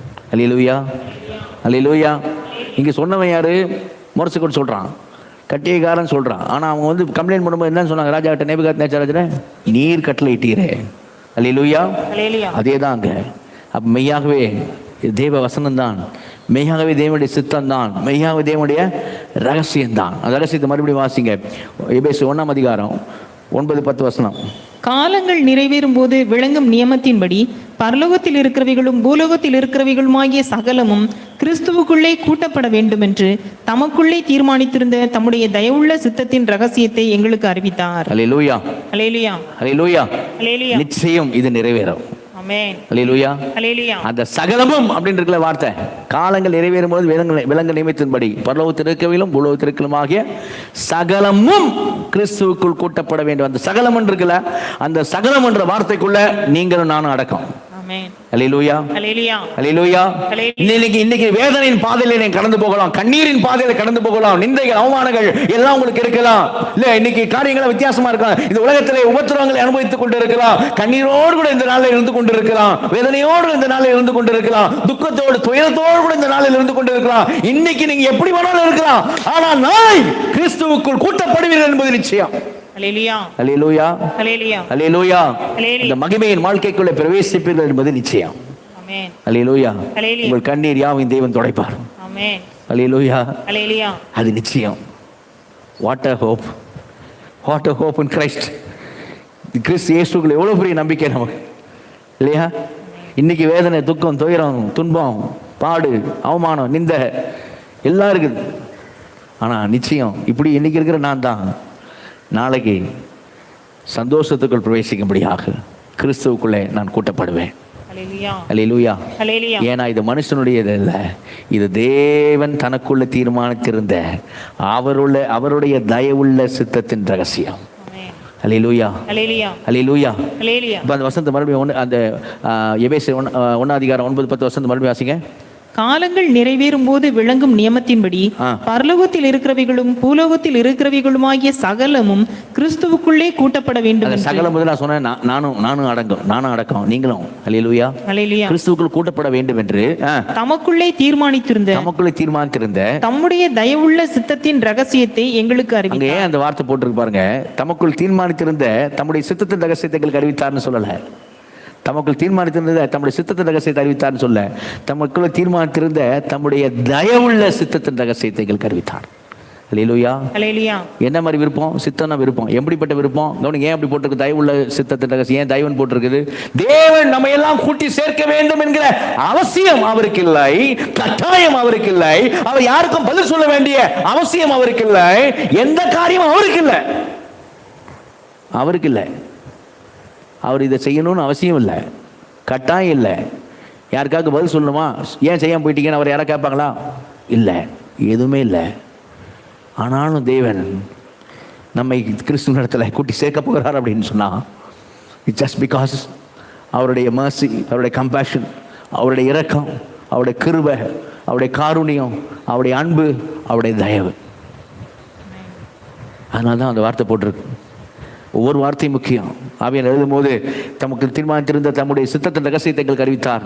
இல்லை, தமக்குள் தீர்மானித்திருந்த தம்முடைய தயவுள்ள சித்தத்தின் ரகசியத்தை எங்களுக்கு அறிவித்தார். தயவு. அல்லேலூயா, அல்லேலூயா. தேவ தயவுனால தான் நம்ம போய் கிறிஸ்துவிடத்தில் சேர போகிறோம். அல்லேலூயா, அல்லேலூயா, அல்லேலூயா. இப்பயே கிறிஸ்துவோட தான் இருக்கிறோம்.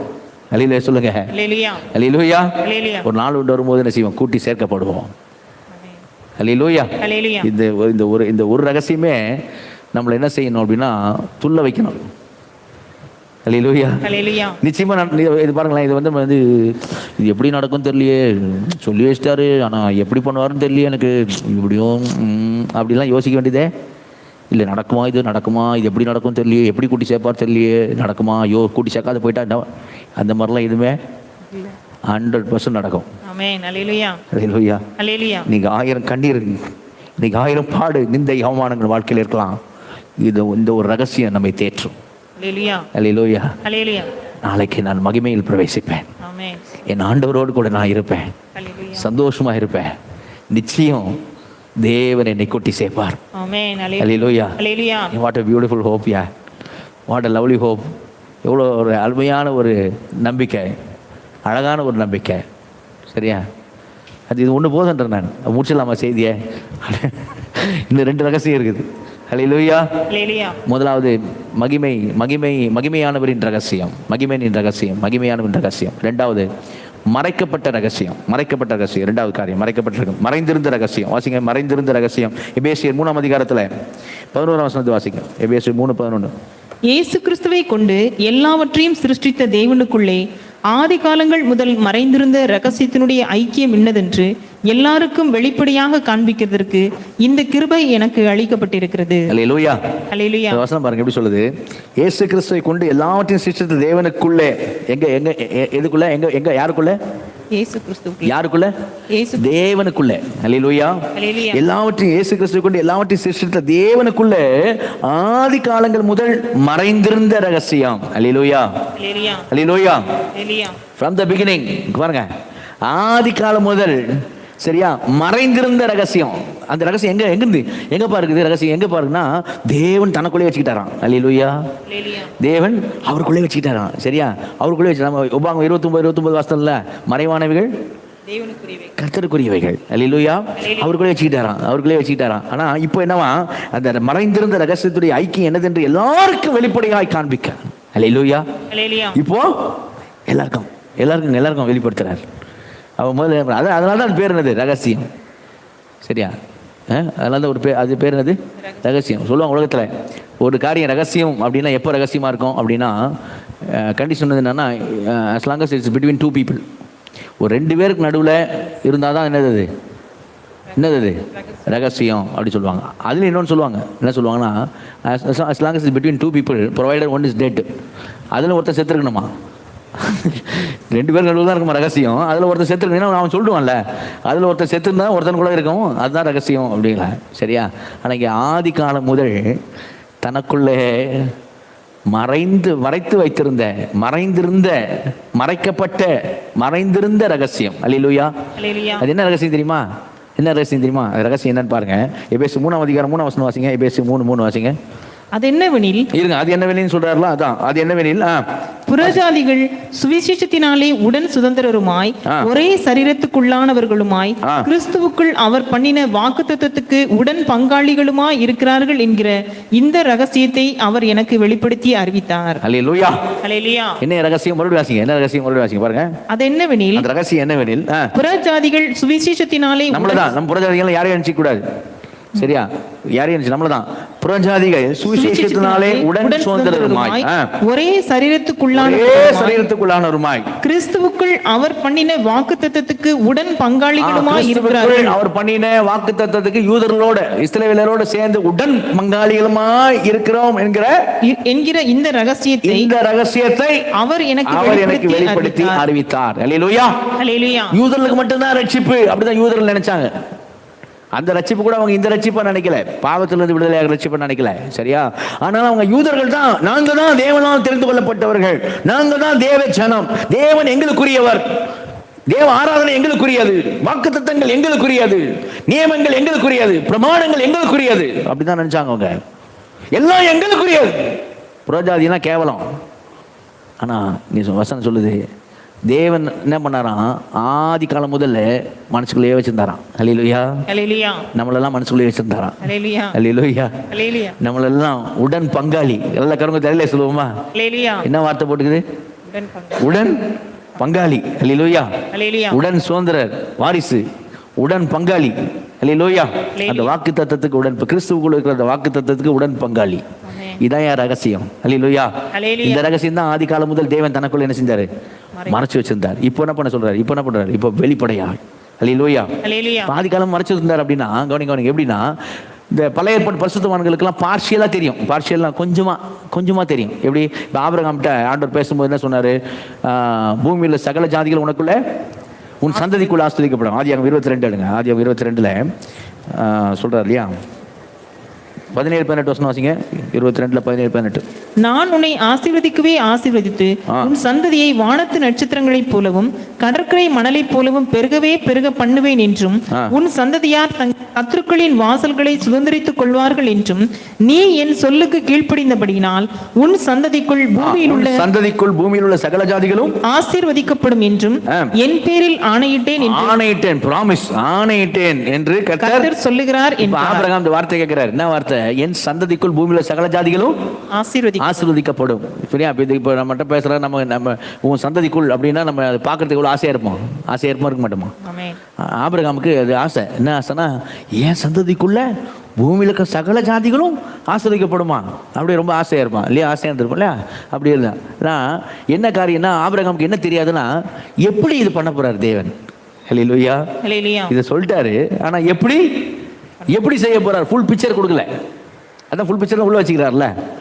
ஆதி காலம் மறைக்கப்பட்டிருந்த ரகசியம், மறைந்திருந்த ரகசியம். ஆபிரகாமுக்கு இந்த வார்த்தை சொல்லப்பட்டது. ஆனா ஃபுல் பிக்சர் என்ன செய்யல, கொடுக்கப்படல. ஆசீர்வதிக்கிறேன் தான் சொன்னார். பூமியில சகல ஜாதிகள் ஆசீர்வதிக்கப்படும். அந்த ஆசீர்வாத ரட்சிப்பு தான், அதுவும் பாவங்களில் ரட்சிப்பு. ஆபிரகாமுக்கு தெரியாது. பாவங்களில் ரட்சிப்புன்னு தெரியாது. சரியா? அதனால தான் நீங்க இந்த சந்ததி நீங்க வர்றது வந்து பவுல் சொல்றால, கலாத்தியர் 3:15 வாசிங்க. கலாத்தியர் 3:15.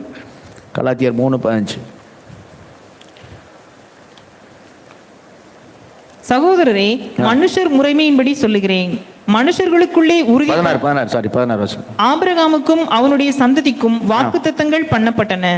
சந்ததிகளுக்கு என்று அநேகரை குறித்து சொல்லாமல் உன் சந்ததிக்கு என்று ஒருவனை குறித்து சொல்லி இருக்கிறார். அந்த சந்ததி கிறிஸ்துவே. ஹல்லேலூயா.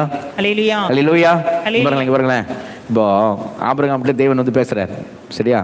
இப்போ ஆபிரகாம் வந்து தேவன் பேசுறத நின்று கேட்கிறாரு. இப்போ ஆண்டவர் சொல்றாரு, தேவன் சொல்றாரு ஆபிரகாம் பார்த்து, ஆபிரகாமே, நீ என் சொல்லுக்கு கீழ்ப்படித்தபடினாலே பூமியில் உள்ள உன் சந்ததிக்குள், பூமியில சகல ஜாதிகளும் உன் சந்ததிக்குள் அப்படின்னு தேவன் சொல்லும் போது, தேவன் யாரை நினைக்கிறார்?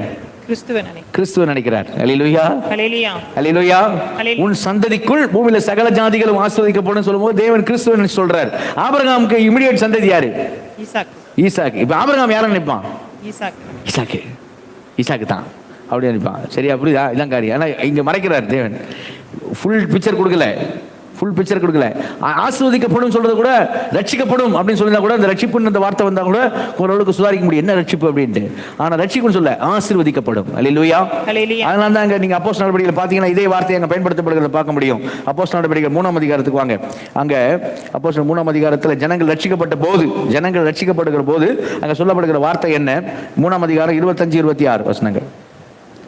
நீங்கள் அந்த தீர்க்கதரிசிகளுக்கு புத்திரராய் இருக்கிறீர்கள். உன் சந்ததியினாலே பூமியில் உள்ள வம்சங்கள் எல்லாம் ஆசீர்வதிக்கப்படும் என்று தேவன் ஆபிரகாமுக்கு சொல்லி நம்முடைய முன்னோர்களோட பண்ணின உடன்படிக்கைக்கும் புத்திரராய் இருக்கிறீர்கள். சந்ததியினாலே பூமியில வம்சங்கள் எல்லாம் என்ன பண்ணப்படும்? ஆசீர்வதிக்கப்படும். அவர் உங்கள் எல்லாரையும் உங்கள் பொல்லாங்குகளிலிருந்து விலக்கி உங்களை ஆசீர்வாதம். என்ன ஆசீர்வாதம்? அவர் உங்கள் எல்லாரையும் எங்க இருந்து? உங்கள் பொல்லாங்கிலிருந்து விலக்கி உங்களை ஆசீர்வதிக்கும்படி. அல்லேலூயா. அதான் ரட்சிப்பு. அல்லேலூயா. பொல்லாங்கிலிருந்து விலக்கி உங்களை ஆசீர்வதிக்கும்படி தேவன் தம்முடைய பிள்ளையாக இயேசுவை எழுப்பி முதலாவது உங்களிடத்துக்கு அவரை அனுப்பினார் என்றார். அல்லேலூயா. அப்போ அதுதான் ரட்சிப்பு, அதுதான் ஆசீர்வாதம். எது? உன் சந்ததிக்குள் பூமியில சகல ஜாதிகளும் ஆசீர்வதிக்கப்படும், ரட்சிக்கப்படும், பொல்லாப்பிலிருந்து விலக்கி ரட்சிக்கப்படும், ஆசீர்வதிக்கப்படும். அல்லேலூயா. அதனால தான் இயேசு சொல்லுமா சொன்னார் இல்லையா? யோவான் 8:56 என்ன சொன்னார் இயேசு? ஆபிரகாம் இந்த நாளை காண, என்னுடைய நாளை காண எப்படி இருந்தான்? ஆசையா இருந்தான், கண்டு களி கூர்ந்தான். அல்லேலூயா. இந்த நாளைக்கான ஆசை. ஏன்னா அவன் சந்ததிக்குள் பூமியில் சகல ஜாதிகளும். ஆனால் அவனுக்கு தெரியாது, ஆபிரகாமுக்கு என்ன தெரியாது? தேவன் மாம்சத்தில் வெளிப்படுவார் தெரியாது, பாவங்களிலிருந்து ரட்சிப்பார் தெரியாது. ஆனால் சொல்லப்பட்டது வாக்குத்தத்தம் அவனுக்கு தான். அவனுக்கு மட்டும் இல்லை, மோசைகிட்ட சொல்கிறார். அவன் இங்கேயே வரும் பாருங்க, ஆதி அப்போஸ்தலர் 3ஆம் அதிகாரத்தில் 22-23 வாசிங்க. 22-23 அப்போஸ்தலர் 3ஆம் அதிகாரத்தில் இருக்கீங்க. 22-23 வாசிங்க. மோசே பிதாக்களை நோக்கி, உங்கள் தேவனாகிய கர்த்தர் என்னை போல ஒரு தீர்க்கதரிசியை உங்களுக்காக உங்கள் சகோதரிலிருந்து எழும்ப பண்ணுவார். அவர் உங்களுக்கு சொல்லும் எல்லாவற்றிலும் அவருக்கு செவி கொடுப்பீர்களாக. அந்த தீர்க்கதரிசியின் சொற்கேளாதவன் எவனோ அவன் ஜனத்தில் இராதபடிக்கு நிர்மூலமாக்கப்படுவான் என்றார். மோசே சொல்றான், என்னை போல ஒரு தீர்க்கதரிசியை தேவன் உங்களிடத்தில் எழும்ப பண்ணுவார். அல்லேலூயா, அல்லேலூயா, அல்லேலூயா. அப்ப மோசே என்ன நினைப்பாரு? என்ன மாதிரி ஒரு தீர்க்கதரிசி தான் நினைச்சிருப்பாரு. தேவனே தீர்க்கதரிசியா வருவாருன்னு தெரியாது அவர். அல்லேலூயா, அல்லேலூயா, அல்லேலூயா. இயேசுவே வருவார், தேவகுமாரனே மாம்சத்தில் வெளிப்படுவார். மோசேக்கு தெரியாது. என்னை போல ஒரு தீர்க்கதரிசி எழுப்பேன்னு தேவன் சொல்லியிருக்கிறார் ஜனங்களே. ஆனா எனக்கு நீங்க முரட்டாட்டம் பண்ணுகிற, நான் சொல்றதெல்லாம் என்னமோ பண்ணிட்டு இருக்கேன், எதிராக பண்ணிட்டு இருக்கேன், நான் சொல்றதெல்லாம் கேட்க மாட்டேன். இஸ்ரவேல் மக்களே, அவர் வருவார், அவர் சொல் கேளாதவன் எவனோ அவன் விசாரிக்கப்படுவான் அப்படின்னு மோசே நினைப்பார். ஸ்பெஷல் தீர்க்கதரிசி வராரு, ஆனா யாரும் தெரியாது. அல்லேலூயா, தேவனே மாம்சத்தை வெளிப்பட போறார், தெரியாது. தாவீது எல்லாருக்கும் கிளிம்ஸ் தான். கிளிம்ஸ்னா கொஞ்சம் கொஞ்சம் தான் ஆண்டு வெளிப்படுத்தினது, கொஞ்சம் கொஞ்சம் தான். தாவீதுக்கு என்ன வெளிப்படுத்தினாரு? உன் சந்ததியில ஒரு ராஜா வருவார். அல்லேலூயா, என்ன வெளிப்படுத்தினாரு? உன் சந்ததியில ஒரு ராஜா வருவார், உன் சிங்காசனம் வீட்டை விட்டு நீங்க எப்போ ராஜா உன் சந்ததியில இருப்பார் அப்படின்னு சொல்லிட்டாரு. அப்ப தாவீதுக்கு எல்லாம் தெரியும், என் சந்ததியில ஒரு ராஜா எப்பவுமே இருப்பார். அவ்வளவுதான் ராஜா. யார் ராஜா அப்படின்னா அந்த வார்த்தை என்ன? கிரீக்ல கிறிஸ்து. கிறிஸ்துனா ராஜா, சரியா? அப்போ கிரைஸ்ட் அபிஷேகம் பண்ணப்பட்டவர், ராஜாவாக அபிஷேகம் பண்ணப்பட்டவர். கிரைஸ்ட் வருவார். எங்க யாருக்கு தெரியும்? தாவீதுக்கு தெரியும். கிரைஸ்ட் எங்க வருவார்? ஏன் சந்ததியில் வருவார். அல்லேலூயா, அல்லேலூயா. ஏன் சந்ததியில் வருவார். அப்போ அங்கே அப்போஸ்தலர் 2ஆம் அதிகாரம் முன்னாடி வாங்க. முன்னாடி வந்தீங்கன்னா அங்கே பேதுரு பிரசங்க மண்டலத்தில் சொல்றாரு பாருங்க. 29ஆம் வசனத்தில் வாசிங்க. 29. சகோதரரே, கோத்திர தலைவனாகிய தாவீதை குறித்து நான் உங்களுடைய தைரியமாய் பேசுகிறதுக்கு இடம் கொடுங்கள். அவன் மரணமடைந்து அடக்கம் பண்ணப்பட்டான். அவனுடைய கல்லறை இந்நாள் வரைக்கும் நம்மிடத்தில் இருக்கிறது. அவன் தீர்க்கதரிசியா இருந்து உன் சிங்காசனத்தில் வீற்றிருக்க மாம்சத்தின்படி உன் சந்ததியிலே கிறிஸ்துவை எழும்ப பண்ணுவேன் என்று தேவன் தனக்கு சத்தியம் பண்ணினதை அறிந்தபடியால் அவன் கிறிஸ்துனுடைய ஆத்துமா பாதாளத்திலே விடப்படுவதில்லை என்றும் அவருடைய மாம்சம் அழிவை காண்பதில்லை என்று முன்னறிந்து அவர் உயிர்த்தெழுதலை குறித்து இப்படி சொன்னான். அல்லேலூயா, அல்லேலூயா. கிறிஸ்து அவர் எழும்ப பண்ணுவார், அதெல்லாம் தாவீதுக்கு தெரியும். ஆனா பாவங்களிலிருந்து ரட்சிக்கும்படியாக கிறிஸ்து இயேசு உலகத்துக்கு வருவார். தேவன் மாம்சத்திலே வெளிப்படுவார். அல்லேலூயா, அல்லேலூயா. ஜனத்தை பாவங்களில் ரட்சிப்பதற்காக வருவார். அதுல புறஜாதிகளையும் அவர் ரட்சிப்பார். முழு உலகத்துக்கு ரட்சகராக அவர் வருவார். இதெல்லாம் தெரியாது, வெளிப்படுத்தப்படலை. எவ்வளோ தீர்க்கதரிசிகள் வந்தாங்க. இவன் தாவீதை தீர்க்கதரிசி சொல்லியிருப்போம். பின்னாடி எவ்வளோ தீர்க்கதரிசி வந்தாங்க பாருங்க. அதில் 3ஆம் அதிகாரம் அப்போஸ்தலர் 3ஆம் அதிகாரத்தில் 24ஆம் வசனம் வாசிங்க. 24 அப்போஸ்தலர் 3:24. சாமுவேல் முதற்கொண்டு எத்தனை பேர் தீர்க்கதரிசனம் உரைத்தார்களோ அத்தனை பேரும் இந்த நாட்களை முன்னறிவித்தார்கள். எத்தனை தீர்க்கதரிசி சாமுவேல் முதற்கொண்டு எத்தனை பேர் தீர்க்கதரிசனம் வந்து உரைச்சாங்களோ அத்தனை தீர்க்கதரிசிகளும் எதை தான் சொன்னாங்க? இந்த நாட்களை தான் முன்னறிவித்தார்கள். அல்லேலூயா, அல்லேலூயா, அல்லேலூயா. அவங்க எல்லாம் முன்னறிவிச்சாங்க. அவங்க எல்லாம் என்ன செஞ்சாங்க? அப்படின்னா அவங்களுக்கு எல்லாம் தெரியும். என்ன தெரியும்? அவங்களுக்கு தெளிவா தெரிஞ்ச ஒரு விஷயம் என்னன்னா, சில காரியங்கள் இப்போ நடக்கும், ஆனா தேவன் சொல்லுகிற இந்த காரியங்கள் இப்போ நடக்க போறது இல்ல, இது பின்னாடி தான் நடக்க போகுது. அல்லேலூயா, அல்லேலூயா. தேவன் சொல்லுகிற சில காரியங்கள், இஸ்ரவேல் கூட்டி சேர்க்கப்படும், ஒரு ராஜா இருப்பாரு, அந்த ராஜா மேய்ப்பரா இருப்பாரு, அவர் எல்லாரையும் ஆளுகை செய்வாரு, அது மாதிரிலாம் சொல்லப்படுகிற காரியங்கள்லாம் அவங்களுக்கு வந்து இனிமே நடக்க போகுது அப்படிங்கிறது தெளிவா தெரியும். ஆனா அந்த ராஜா யாரு, அவர் எப்படி பண்ணுவாரு, அவர் என்ன செய்வாரு, ஜனங்களை ரட்சிப்பாரு, அதெல்லாம் அவங்களுக்கு அதெல்லாம் தெரியாது. அதனால பேதுரு எழுதும்போது, இந்த தீர்க்கதரிசனத்தை குறித்து எழுதும்போது எப்படி எழுதுறாரு? 1 பேதுருல 1ஆம் அதிகாரத்துக்கு வரும்பொழுது 1 பேதுரு 1ஆம் அதிகாரத்தில் பேதுரு தீர்க்கதரிசனத்தை குறித்து என்ன சொல்றாரு பாருங்க. 11 வசனம் இல்ல 10-11 வாசிங்க.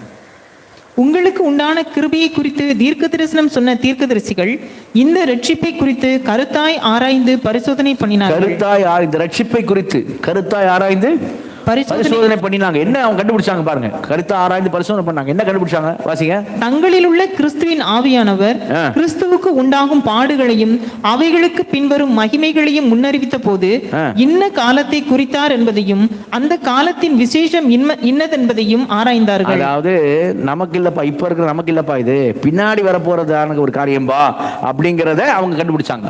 அடுத்த வசனம் வாசிங்க. அடுத்த வசனம். தங்கள் நிமித்தம் அல்ல நமது நிமித்தமே இவைகளை தெரிவித்தார்கள் நாள் என்று அவர்களுக்கு வெளியாக்கப்பட்டது. நமக்கு சொல்லப்படுறது இல்லப்பா, இது பின்னாடி சம்பவிக்க போகுது அப்படிங்கறத அவங்க என்ன பண்ணாங்க, அவங்க அறிஞ்சிருந்தாங்க. அல்லேலூயா. அதான் லூக்காவும் அப்போஸ்தலர்கள் எழுதுறாரு, அவங்க இந்த நாட்களை தான் என்ன செஞ்சாங்க, முன்னறிவித்தார்கள். ஆனா முழுமையாக ஃபுல் பிக்சர் இன்னைக்கு நமக்கு ஃபுல் ரெவலேஷன் இருக்குல்ல, ஹோல் பைபிள் நம்ம கையில் இருக்குல்ல, இன்னைக்கு தேவனுடைய திட்டத்தை முழுசாக நம்ம அறியறோம்ல, நம்ம முழுசாக கேட்குறோம்ல. ஒரு நாள் வரும்போது கிறிஸ்துக்குள் கூட்டி சேர்க்கப்படுவோம். கிறிஸ்து யாரு நமக்கு தெரியும், இயேசு யாரு, தேவகுமாரன், தேவன் மாம்சத்தில் வெளிப்பட்டார். அல்லேலூயா, அல்லேலூயா. இதெல்லாம் நமக்கு தெரிஞ்ச முழுசாக என்ன செய்யும், அவங்களுக்கு தெரியாது. பழைய ஏற்பாடு பரிசுத்தவான்களுக்கு தெரியாது, சிறுமக்கள் தெரியாது. அதனால தான் பவுல் இந்த வார்த்தை சொல்றாரு. என்ன வார்த்தை சொல்றாரு? எபேசியர் 3ஆம் அதிகாரத்துக்கு வாங்க. எபேசியர் 3ஆம் அதிகாரத்தில் 5ஆம் வசனம் 6ஆம் வசனம் வாசிங்க. எபேசியர் 3ல அந்த ரகசியத்தை குறித்து சொல்லும்போது, புறஜாதிகளாக நாமும் உடன் சுதந்திரமா இருக்கிறோம், உடன் பங்காளிமா இருக்கிறோம்னு சொல்லும்போது அதை குறித்து அவர் சொல்ற ஒரு காரியத்தை வாசிங்க. 5ஆம் வசனம் 6ஆம் வசனம். நீங்கள் அதை கிறிஸ்துவின் ரகசியத்தை குறித்து எனக்கு உண்டாயிருக்கிற இந்த ரகசியம் இப்பொழுது அவருடைய பரிசுத்த அப்போஸ்தலருக்கும், பாருங்க, இந்த ரகசியம் இப்பொழுது அவருடைய பரிசுத்த அப்போஸ்தலருக்கும் தீர்க்கதரிசிகளுக்கும், இப்ப இருக்கிற தீர்க்கதரிசிகள், சரி, புதிய ஏற்பாடு தீர்க்கதரிசிகள், பரிசுத்த அப்போஸ்தலருக்கும் அந்த முதல் நூற்றாண்டில் இருந்த தீர்க்கதரிசிகளுக்கும் ஆவியானவராலே வெளிப்படுத்தப்பட்டிருக்கிறது போல முற்காலங்களில் மனுபுத்திரருக்கு அறிவிக்கப்படவில்லை. அல்லேலூயா, அல்லேலூயா. இப்போ வெளிப்பட்டிருக்க போது முற்காலங்களில் மனுபுத்திரருக்கு என்ன செய்யப்படவில்லை, அறிவிக்கப்படவில்லை. ஏன்னா தேவன் தனக்குள்ளேயே மறைச்சு வச்சிருந்தார். அல்லேலூயா, அல்லேலூயா. அப்படிதான வாஸ்தவம். அந்த வசனம் அடுத்த வசனம் பார்த்தீங்கன்னா 11ஆம் வசனம், இயேசு கிறிஸ்துவை கொண்டு எல்லாவற்றையும் சிருஷ்டித்த தேவனுக்குள்ளே ஆதி காலங்கள் முதல் மறைந்திருந்த ரகசியம். அல்லேலூயா, அல்லேலூயா. ஆதி காலம் முதல் மறைந்திருந்த ரகசியம். அல்லேலூயா. முற்காலங்களில் மனுபுத்திரருக்கு அறிவிக்கப்படவில்லை, ஏன்னா தேவன் தனக்குள்ளே வச்சிருந்தார். அதனால கவனிங்க, இயேசு கிறிஸ்து வந்த பிறகு பரலோக ராஜ்யத்தை குறித்து தான் ஆண்டவர் ஓமைகளாய் சொன்னார். அல்லேலூயா. மத்தேயு 13ஆம் அதிகாரத்துக்கு பார்த்தீங்கன்னா ஒரு 7 ஓமை சொல்றார் பரலோக ராஜ்யத்தை குறித்து, இல்லையா? சீஷர்ல இயேசுட்ட கேட்கறாங்க, என்ன கேட்கறாங்க, நீர் ஏன் அவரிடத்துல ஓமைகளாய் பேசுகிறீர் அப்படி கேட்டாங்களா? ஆமா, கேட்டாங்க, நீ ஏன் பேசுகிறீர்? அப்ப ஆண்டவர் வார்த்தை சொன்னார். மத்தேயு 13ஆம் அதிகாரத்துல 10ஆம் வசனம் 11ஆம் வசனம் வாசிங்க. மத்தேயு 13ல 10-11. அப்பொழுது சீஷர்கள் அவரிடத்தில் வந்து, ஏன் அவர்களுடைய ஊமைகளாக பேசுகிறீர் என்று கேட்டார்கள். அவர்களுக்கு அவர் பிரதித்திரமாக, பரலோக ராஜ்யத்தின் ரகசியங்களை அறியும்படி உங்களுக்கு அருளப்பட்டது, அவர்களுக்கோ அருளப்படவில்லை. பரலோக ராஜ்யத்தின் ரகசியம் அறியும்படி உங்களுக்கு அருளப்பட்டது, அவர்களுக்கோ அருளப்படவில்லை அப்படின்னு சொன்னால உடனே நம்ம என்ன நினைப்போம் தெரியுமா? நம்ம நார்மல் அண்டர்ஸ்டாண்டிங் என்னன்னா, ஓமைகள் ஆண்டவர் சொல்றது என்னன்னா, நம்ம என்ன நினைப்போம்னா, அவங்களுக்கு அருளப்படவில்லை, உங்களுக்கு நான் சொன்னா நீங்க புரிஞ்சுக்கிறீங்க, ஆனா அவங்க சொன்னா புரியாது, அதனால நான் கதையா சொல்றேன், ஓமையா சொல்றேன் அப்படின்னு நம்ம நினைப்போம். ஆனா அப்படி இல்லை, அதுக்கு அர்த்தம் ஆண்டவர் என்ன சொன்னா, உங்களுக்கு அருளப்பட்டிருக்கிறது, அவங்களுக்கு அருளப்படவில்லை. அதாவது நான் சொன்னா, ஓமைகள் சொல்றது, அந்த ஓமைகளுடைய காரியமே என்னன்னா, யாருக்கு புரியணுமோ அவங்களுக்கு மட்டும் தான் புரியும், யாருக்கு புரியாதோ அவங்களுக்கு புரியாது. அதான் ஆண்டவருடைய காரியம். கேட்பார்கள், ஆனால் என்ன செய்ய மாட்டாங்க, அவங்க உணர மாட்டார்கள், அவங்க புரிஞ்சுக்காது அவங்களுக்கு. சொன்னார் பாருங்க, மார்க்கில் வாங்க, மார்க் 4ஆம் அதிகாரத்துக்கு வாங்க. ஏன் ஓமைகளை சொல்றான்னு சொல்றாரு பாருங்க. மார்க் 4ஆம் அதிகாரத்தில் இதே சம்பவத்தை குறித்து நம்ம வாசிக்கிறோம். 10ஆம் வசனத்துல வாசிங்க. அவர் தனித்திருக்கிற போது பன்னிருவரோடும் கூட அவரை சூழ்ந்திருந்தவர்கள் இந்த ஓமையை குறித்து அவரிடத்தில் கேட்டார்கள்.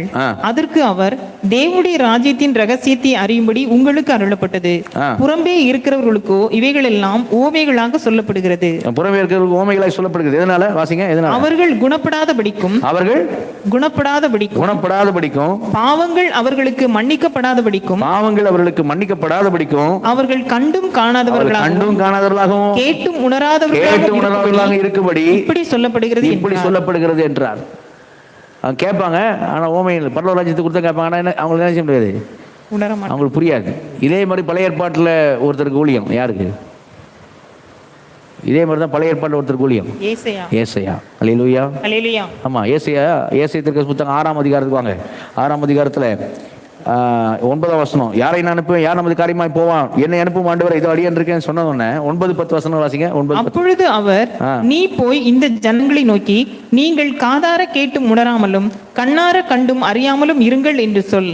இந்த ஜனங்கள் தங்கள் கண்களினால் காணாமலும் தங்கள் காதுகளினால் கேளாமலும் தங்கள் இருதயத்தினால் உணர்ந்து குணப்படாமலும் நான் அவர்களை ஆரோக்கியமாக்காமலும் இருக்க நீ அவர்கள் இருதயத்தை கொளுத்ததாக்கி அவர்கள் காதுகளை மந்தப்படுத்தி அவர்கள் கண்களை மூடி போடு என்றார்.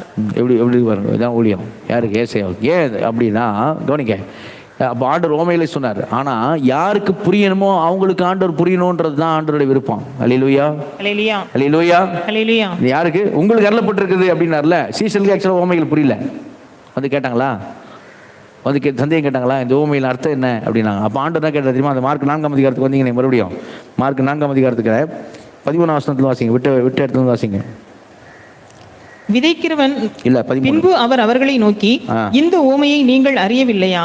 அறியாவிட்டால் மற்ற ஊமைகளை எல்லாம் எப்படி அறிவீர்கள்? யாரு ஊமைகள் அறிய வேணும்னு இயேசு விரும்புறாரு? அவருடைய சீஷர்கள்.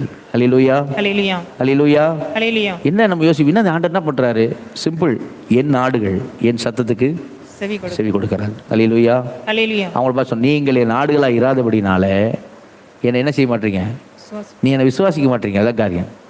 நீ கேட்குற, ஆனால் என்ன உனக்கு விசுவாசம்? ஏன்னா நீ ஆடுகளை இராதபடினால விசுவாசிக்கணும். என் ஆடுகளின் சத்தத்துக்கு. அப்போ ஆண்டவர் அவருடைய ஆடுகள் வந்து கரெக்டாக புரிஞ்சுக்கணும்னு நினைக்கிறார். அல்லேலூயா, அல்லேலூயா. மேய்ப்பனின் சத்தத்தை சரியா புரிஞ்சுக்கொள்ள. அப்போ இங்கே சீஷர்கள் சரியா புரிஞ்சுக்கணும். இந்த ஓமைகளை தெரியலன்னா நான் சொல்கிற மற்றவெல்லாம் நீங்கள் எப்படி நீங்கள் அறிந்து கொள்வீங்க அப்படின்னு கேட்டார். ஆனால் கண்டிப்பாக கவனிங்க, பரலோக ராஜ்யத்தை குறித்த ஓமையின் பரலோக ராஜ்யத்தின் காரியத்தை யார் புரிஞ்சுக்கல? அன்னைக்கு ஜனங்கள் புரிஞ்சுக்கல. புரிஞ்சிக்காதனால தான் பரலோக ராஜ்யத்தை தள்ளினார்கள். பரலோக ராஜ்யத்தை தள்ளது மாத்திரமல்ல, ராஜாவே தள்ளிட்டாங்க. பிலாத்து கேட்கும்போது யூதர் ராஜா என்ன பண்ணுறதுன்னா சிலுவையில் அறையிட்டாங்க. சரியா? பரலோக ராஜாவை என்ன செஞ்சிட்டாங்க? அவங்க தள்ளிட்டாங்க. ஏன்னா இந்த ரகசியம் அப்போது அவர்களுக்கு அருளப்படவில்லை. மறைந்திருந்த ரகசியம் மறைஞ்சிருந்தனால அவங்களுக்கு தெரியல. அவங்க நம்ம ராஜாவே என்ன பண்ணாங்க? சிலுவையில் அரைஞ்சிட்டாங்க. பிடிச்சி அரைஞ்சிட்டாங்க. தப்பு பண்ணிட்டாங்க இல்லையா? இயேசுவே வந்திருந்தோம், தேவகுமாரனே வந்தோம், தேவனே மாம்சத்தில் வெளிப்பட்டிருந்தோம். அவங்க என்ன செஞ்சாங்க? தப்பு பண்ணாங்க, தவறு பண்ணாங்க. என்ன தவறு? அவரை அறியலை. அதான பவுல் சொல்லுவார் 1 கொரிந்தியரில் வந்தீங்கன்னா, 1 கொரிந்தியரில் 2ஆம் அதிகாரம் 7ஆம் வசனம் 8ஆம் வசனம். உலக தோற்றத்திற்கு முன்னே தேவன் நம்முடைய மகிமைக்காக ஏற்படுத்தினதும் மறைக்கப்பட்டதுமாய் இருந்த ரகசியமான தேவ ஞானத்தையே இங்கே அதே வார்த்தை பாருங்க. கொரிந்தியர் சபையில் என்ன சொல்றாரு? எப்படிப்பட்ட ரகசியம்? மறைந்திருந்து உலகம் தோன்றதுக்கு முன்னே. அல்லேலூயா, அல்லேலூயா, அல்லேலூயா, அல்லேலூயா. உலகம் தோன்றதுக்கு முன்னே தேவன் தம்முடைய மகிமைக்காக ஏற்படுத்தினதும் மறைக்கப்பட்டதுமான ரகசியமான தேவ ஞானத்தை மறைக்கப்பட்ட தேவ ஞானம் ரகசியம் என்னது? வாசிங்க இப்ப அடுத்து. அதை இப்பிரபஞ்சத்து பிரபுக்களில் ஒருவனும் அறியவில்லை. அறிந்தார்களானால் மகிமையின் கர்த்தரை அவர்கள் சிலுவையில் அறைய மாட்டார்களே. சொல்ல பார்த்தீங்களா? அறிந்திருந்தாலும் என்ன செஞ்சிருக்க மாட்டாங்க? சிலுவையில் ரகசியம் இப்போ நமக்கு தெரியுது. இது மட்டும் அவங்களுக்கு தெரிஞ்சுதான் என்ன செஞ்சிருக்க மாட்டாங்க? இயேசுவே எங்கள் ராஜா அப்படின்னு சொல்லியிருப்பாங்க பிலாத்து கிட்ட. அல்லேலூயா, அல்லேலூயா. அவரே வாக்களிக்கப்பட்ட ராஜா அப்படின்னு சொல்லியிருப்பாங்க இல்லையா? அவர்களை தெரியாமல் பிரதான ஆசாரியர்களும் வேதபாரகர்களும் ஆசாரியர்களும் சதிசேரும் பரிசெயலும் கொண்டாந்து பிலாத்தை உம்மிடத்தை ஒப்பு கொடுத்துட்டாங்க. அவரை காரும், அவரே எங்கள் ராஜா அப்படி சொல்லியிருப்பாங்க. என்ன செஞ்சிருக்க மாட்டாங்க? சிலுவையில் அறைன்னு சொல்லியிருக்க மாட்டாங்க. சிலுவையில் நினைச்சிருக்க மாட்டாங்க. அறிந்திருக்க மாட்டார்களே. அல்லேலூயா, அல்லேலூயா. அப்போ பாருங்க, அந்த காரியத்தை என்ன செய்யல? அவங்க அறியவில்லை. ஒரு தப்பு பண்ணிட்டாங்க. அவங்க செஞ்ச தப்பு ரோமரில் 11ஆம் அதிகாரத்து வாங்களேன். ரோமர் 11ஆம் அதிகாரத்தில் அவங்க செஞ்ச தப்பு 11ஆம் வசனம் வாசிங்க. ரோமர் 11:11. இப்படி இருக்க விழுந்து போகும்படிக்கா இடறினார்கள் என்று கேட்கிறேன். அப்படி அல்லவே, அவர்களுக்குள்ளே வைராக்கியத்தை எழுப்பத்தக்கதாக அவர்களுடைய தவறுதலினாலே புறஜாதிகளுக்கு ரட்சிப்பு கிடைத்தது. நல்ல கணக்கு சொல்லுவோமா? அல்லேலூயா. அவர்களுடைய தவறுதலினாலே புறஜாதிகளுக்கு என்ன கிடைச்சிச்சு? ரட்சிப்பு. இயேசுக்கு சிலுவையில் அறையப்படணும், நமக்கு ரட்சிப்பு இல்லை. ஆமென். அல்லேலூயா, அல்லேலூயா. அப்ப அவன் தவறா மிஸ் அண்டர்ஸ்டாண்ட் பண்ணி கொண்டு போய் சிலுவையில் அரைச்சான், தவறு பண்ணான். அந்த தவறு நமக்கு ரட்சிப்பு, புறஜாதிகளுக்கு ரட்சிப்பு ஆகிவிட்டது. அல்லேலூயா, அல்லேலூயா. தப்பு நமக்கு, அவன் பண்ண தப்பு நமக்கு ரைட். அவங்களுக்கு ஏன் அப்படி பண்ணாங்க தப்பு? அவங்களுக்கு தெரியல. அவங்களுக்கு தெரியாது, ரகசியம் தெரியாது. சீஷர்களுக்கு விலங்கலை தெரியுமா? இயேசு மரித்து உயிர்த்தெழுந்த பிறகு எம்மாவு சீஷர்கள் எம்மாவு போயிட்டு இருக்கும். லூக்கா 24ஆம் அதிகாரம் இருக்குவாங்க. அவங்க இயேசுகிட்ட என்ன சொன்னாங்க? லூக்கா 24ஆம் அதிகாரத்தில் அவங்க எதிர்பார்த்ததுன்னு அதை சொல்கிறாங்க. நாங்கள் இப்படித்தான் நினச்சிட்டு இருந்தோம் அப்படின்னாங்க. என்ன வழிபோக்கன் போல் இயேசும் கூட போயிட்டு என்ன பேசிக்கிட்டு இருக்கீங்க, யாரை பற்றி பேசிக்கிட்டு இருக்கீங்க அப்படி கேட்டால் அவங்க நடந்த சங்கதிலாம் தெரியாதா அப்படின்னு கேட்டுட்டு அவங்க என்ன சொல்கிறாங்க? இயேசு 20ஆம் வசனம் 21 வாசிங்க. 20-21. நம்முடைய பிரதான ஆசாரியரும் அதிகாரிகளும் அவரை மரண ஆக்கினைக்குட்படுத்தி சிலுவையில் அறைந்தார்கள். அவரே இஸ்ரவேலை மீட்டு ரட்சிப்பவர் என்று நாங்கள் நம்பியிருந்தோம். இவைகள் சம்பவித்து இன்று 3 நாளாகிறது. அவரே இஸ்ரவேலை மீட்டி ரட்சிப்பவர் என்று நாங்கள் நம்பியிருந்தோம் சொல்றது பாவத்திலிருந்து மீட்டி ரட்சிப்பவர்னு சொல்லவங்க. அவரை தான் நாங்கள் நம்பியிருந்தது. ரோம ஆட்சியில இருந்து எங்களை விடுதலையாக்கி இந்த வரி கிரியெல்லாம் இல்லாம பண்ணி ராஜ்யத்தை எங்களுக்கு திரும்ப கொடுத்து யூதர்களாகி எங்களை அவர் நிலைநிறுத்துவார், எங்கள் மத்தியில் எங்க ராஜா இருப்பார் நாங்கள் நினைச்சோம். ஆனா மோசம் போயிட்டோம். எங்க ஆசாரியர் பிரதான ஆசாரியர் கொண்டு போய் என்ன பண்ணிட்டாங்க? அவரை கொண்டு போய் சிலுவையிலே அரைஞ்சு கொண்டுட்டாங்க. சாப்டரே க்ளோஸ் பண்ணிட்டாங்க. அப்படிதான் பேசினாங்க. ஏன்னா அவங்களுக்கு அந்த ரகசியம் தெரியல, என்ன ரட்சிப்பு தெரியல. சரியா? இந்த ரகசியம் தெரியல. புறஜாதிகள் உடன் சுதந்திரமாக போறாங்க. இதனால சுவிசேஷத்தினாலே. அல்லேலூயா. சுவிசேஷம் ரோமாட்சியிலிருந்து விடுதலையாகிறது சுவிசேஷம் கிடையாது. ரோமாட்சியில் விடுதலை சுவிசேஷம் இல்லை, பாவங்கள் இருந்து வெளியே வரதான் ரட்சிப்பு. அல்லேலூயா, அல்லேலூயா. பாவ மன்னிப்பு தான் சுவிசேஷம். அல்லேலூயா. அப்போ அது அவங்களுக்கு தெரியல. அதனால தான் அவங்க என்ன பண்ணாங்க? இதை தான் நாங்கள் நம்பியிருந்தோம், இதான் நாங்கள் அவர் மோசம் போயிட்டோம் நாங்கள். இப்போ அப்போ தான் ஆண்டர் என்ன பண்ணுறாரு? அவங்களுக்கு பைபிள் கிளாஸ் எடுக்கிறாரு. இப்போ ஆண்டர் பைபிள் ஸ்டடி எடுத்து என்ன சொன்னார்னா, எப்பா நீ இதான் இப்போ காரியம் அங்கே ஆசீர்வாதம் சொல்லியிருக்கேன், ஆபிரகாமுக்கு ஆசீர்வதிக்கப்படும் சொல்லியிருக்கேன். அந்த சந்ததி நான் தான். ஆசீர்வாதம் சொல்கிறது ரட்சிப்பு. அது நீ நினைக்கிற ரோமாட்சியிலிருந்து ரட்சிப்பு இல்லை, பாவங்களிலிருந்து ரட்சிப்பு. அல்லேலூயா, அல்லேலூயா, அல்லேலூயா. இவரும் பைபிள் கிளாஸ் இந்த 2 பேருக்கு எடுத்துட்டு அப்புறமா கொஞ்சம் அவங்களுக்கு இப்போ எல்லாரும் கூடி இருக்கும்போது அங்கேயே அதே அதிகாரத்தில் பார்த்தீங்கன்னா 44 வசனம் பார்த்தீங்கன்னு வைங்க, எல்லாம் எடுப்பார். மோசை என்னுடைய நியாயப்பிரமாணம், தீர்க்கதரிசி ஆகமம், சங்கீதம் என்னை குறித்து எழுதியிருக்க எல்லாம் சொன்னான். இவ்வளவும் கேட்டுட்டு கூட எல்லா பைபிள் கிளாஸ்லாம் அட்டன் பண்ணிட்டு அப்போ கூட ஆண்டவர் அப்போஸ்தலர் நடவடிக்கை வந்திருக்கேன் 1ஆம் அதிகாரம் 5ஆம் வசனம் 6ஆம் வசனம் வாசிங்க. சீசன்லாம் சொல்ல பாருங்க. அப்போஸ்தலர் 1ஆம் அதிகாரம். ஆகையால் நீங்கள் எருசலேமை விட்டு போகாமல் என்னிடத்தில் கேள்விப்பட்ட பிதாவின் வாக்குத்தத்தம் நிறைவேற காத்திருங்கள் என்று கட்டளையிட்டார். வாக்குத்தத்தம் நிறைவேற காத்திருங்கள். வாக்குத்தத்தம் உங்களுக்கு உடனே இவங்க என்ன நினைக்கிறாங்க? வாக்குத்தத்தம் ரோமாட்சியிலிருந்து விடுதலை. அது வேற என்ன பண்ணுங்கள்? காத்திருங்கள் சொல்றாரு. அப்படின்னு உடனே உங்களுக்கு ஆசை வந்துச்சு. உடனே அடுத்த கேள்வி என்னது? அப்பொழுது கூடி வந்திருந்தவர்கள் அவரை நோக்கி, ஆண்டவரே, இக்காலத்திலா ராஜ்யத்தை இஸ்ரவேலுக்கு திரும்ப கொடுப்பீர் என்று கேட்டார். நாங்க எவ்வளவு நாளும் காத்திருக்கிறோம், உட்கார்ந்தே இருக்கிறோம். எதுக்கு? இஸ்ரவேலுக்கு ராஜ்யத்தை திரும்ப கொடுப்பீரா? இந்த காலம் தானா அப்படின்னா எவ்வளவு பாருங்க. அவங்களுக்கே புரியல. இயேசு கூட இருந்தவங்களுக்கு என்ன செய்யல, புரியல. ஏன்னா தேவனுக்குள்ளே மறைக்கப்பட்டிருந்த ரகசியம். அல்லேலூயா, அல்லேலூயா. அது ஆண்டவர் வெளிப்படுத்த அதை சொல்றதுக்கு ஒரு கிருபை வேணும். அதுதான் பவுல் சொல்றாரு, அந்த கிருபை எனக்கு கொடுக்குற ஆண்டவர்னார். அல்லேலூயா. இவங்களுக்கே புரியல பாருங்க. சரியா? ஆண்டவர் அப்பதான் வாக்குத்தத்தம் என்னன்னு சொல்றாரு, டேய் ராஜ்யத்துக்கு பரிசுத்த ஆவி உங்களிடத்துல வரும். அதான் வாக்குத்தத்தம். அல்லேலூயா, அல்லேலூயா. ஆமா, எனக்கு சாட்சியா இருப்பீங்க, போங்க போய் சுவிசேஷம் சொல்லுங்க. ஆவியானவர் வந்த பிறகு எல்லாமே சரியாச்சு. நல்ல கிழமை தெரியல சொல்லுவோமா? அல்லேலூயா, அல்லேலூயா, அல்லேலூயா. ஆமா, ஆவியானவர் தெரியும். இப்போ இவங்களுக்குலாம் புரியாத ஒன்று நமக்கு மட்டும் எப்படி புரிஞ்சுது? நமக்கு மட்டும் எப்படி புரிஞ்சுது? நம்ம யாரு அப்படின்னா 1 கொரிந்தியர் 1ஆம் அதிகாரத்து வாங்க. நம்ம யாரு பாருங்க. 1 கொரிந்தியர் 1ஆம் அதிகாரத்துல 1 கொரிந்தியர் 1ஆம் அதிகாரம் 26ஆம் வசனம் வாசிங்க. எப்படியெனில் சகோதரரே, நீங்கள் அழைக்கப்பட்ட அழைப்பை பாருங்கள். மாம்சத்தின்படி ஞானிகள் அநேகர் இல்லை, வல்லவர்கள் அநேகர் இல்லை, பிரபுக்கள் அநேகர் இல்லை. ஞானிகளை வெட்கப்படுத்தும்படி தேவன் உலகத்தில் பைத்தியமானவைகளை தெரிந்து கொண்டார். பலம் உள்ளவைகளை வெட்கப்படுத்தும்படி தேவன் உலகத்தில் பலவீனமானவைகளை தெரிந்து கொண்டார். உள்ளவைகளை அவமாக்கும்படி உலகத்தின் இழிவானவைகளையும் அற்பமாய் எண்ணப்பட்டவைகளையும் இல்லாதவைகளையும் தேவன் தெரிந்து கொண்டார். அல்லேலூயா. தேவனை தெரிந்து கொண்டார் சொல்றது மட்டும் கரங்க தெரியல சொல்லுங்க. அல்லேலூயா, அல்லேலூயா, அல்லேலூயா. சரி, அப்போ தேவன் தெரிந்து கொண்டார்னா நம்ம பைத்தியமா இருக்கணும். அல்லேலூயா, அல்லேலூயா, அல்லேலூயா. நம்ம பலவீனமானவர்களா இருக்கணும். அல்லேலூயா, அல்லேலூயா. நம்ம இழிவானவர்களா இருக்கணும். அல்லேலூயா, அல்லேலூயா. நம்ம அற்பமா எண்ணப்பட்டவர்களா இருக்கணும். அல்லேலூயா, அல்லேலூயா. இப்படி பைத்தியமோ இழிவா எண்ணப்பட்ட அற்பமா எண்ணப்பட்ட நமக்கு மட்டும் எப்படியா புரிஞ்சுது? எப்படி புரிஞ்சுது? இந்த ரகசியம் எப்படி புரிஞ்சுச்சு? அவங்களுக்கு புரியல. நிஜமாவே பாருங்களேன், அந்த கொர்நேலி வீட்டில் பரிசுத்த ஆவியானவர் இறங்கி வந்த போது, சரியா, பேதுரு பிரசங்கம் பண்ணிட்டு இருக்கும் போது பரிசுத்த ஆவியானவர் என்ன பண்ணார்? புறஜாதிகள் மேல இறங்கி வர்றார் முதல் முறையா. இங்கே திரும்பி வருவோம், 1 கொரிந்தியர் திரும்பி வருவோம். சரியா? அவர் இறங்கி வந்தோடனே அங்கே என்ன வார்த்தை போட்டுருக்கு தெரியுமா? பேதுரு கூட போய் நிற்கிறவங்களா என்ன பண்ணாங்கன்னு போட்டு பாருங்க. அப்போஸ்தலர் 10ஆம் அதிகாரம், பேதுரையும் சேர்த்தான். அப்போஸ்தலர் 10ஆம் அதிகாரத்தில் 44 வாசிங்க. இந்த வார்த்தைகளை பேதுரு பேசிக் கொண்டிருக்கையில் வசனத்தை கேட்டவர்கள் யாவர் மேலும் பரிசுத்த ஆவியானவர் இறங்கினார். அவர்கள் பல பாஷைகளை பேசுகிறதையும் தேவனை புகழுகிறதையும் பேதுருவோடு கூட வந்திருந்த விருத்த சேதமுள்ள விசுவாசிகள் கேட்கும்போது பரிசுத்த ஆவியின் வரம் புறஜாதிகள் மேலும் பொழிந்தருளப்பட்டதை குறித்து பிரமித்தார்கள். என்ன பண்ணாங்க? பிரமித்தார். கண்ணுல வெளியே வந்துச்சு. இவங்க மேல ஆவியானவர், அவ்வளவுதான், கண்ணுல வெளியே வந்துச்சு. சரியா? பிரமித்தார்கள். ஏன்? அவங்களுக்கு ரகசியம் தெரியல. ரகசியம் தெரிஞ்சுதான் என்ன பண்ணிக்க மாட்டாங்க?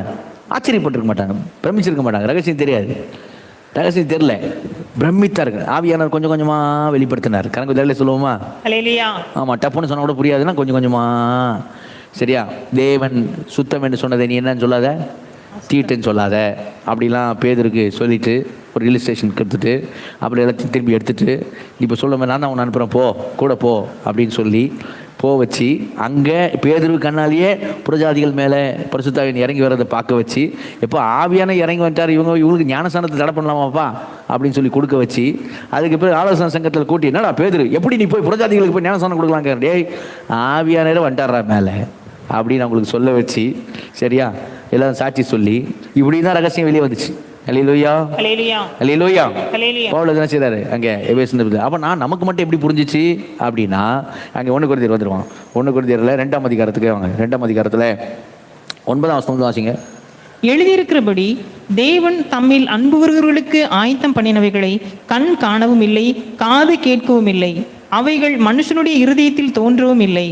நமக்கோ அல்லேலூயா, அல்லேலூயா, அல்லேலூயா, அல்லேலூயா, நமக்கோ தேவன் அவைகளை தமது ஆவியினாலே வெளிப்படுத்தினார். நல்ல கருமத்தை சொல்லுவோமா?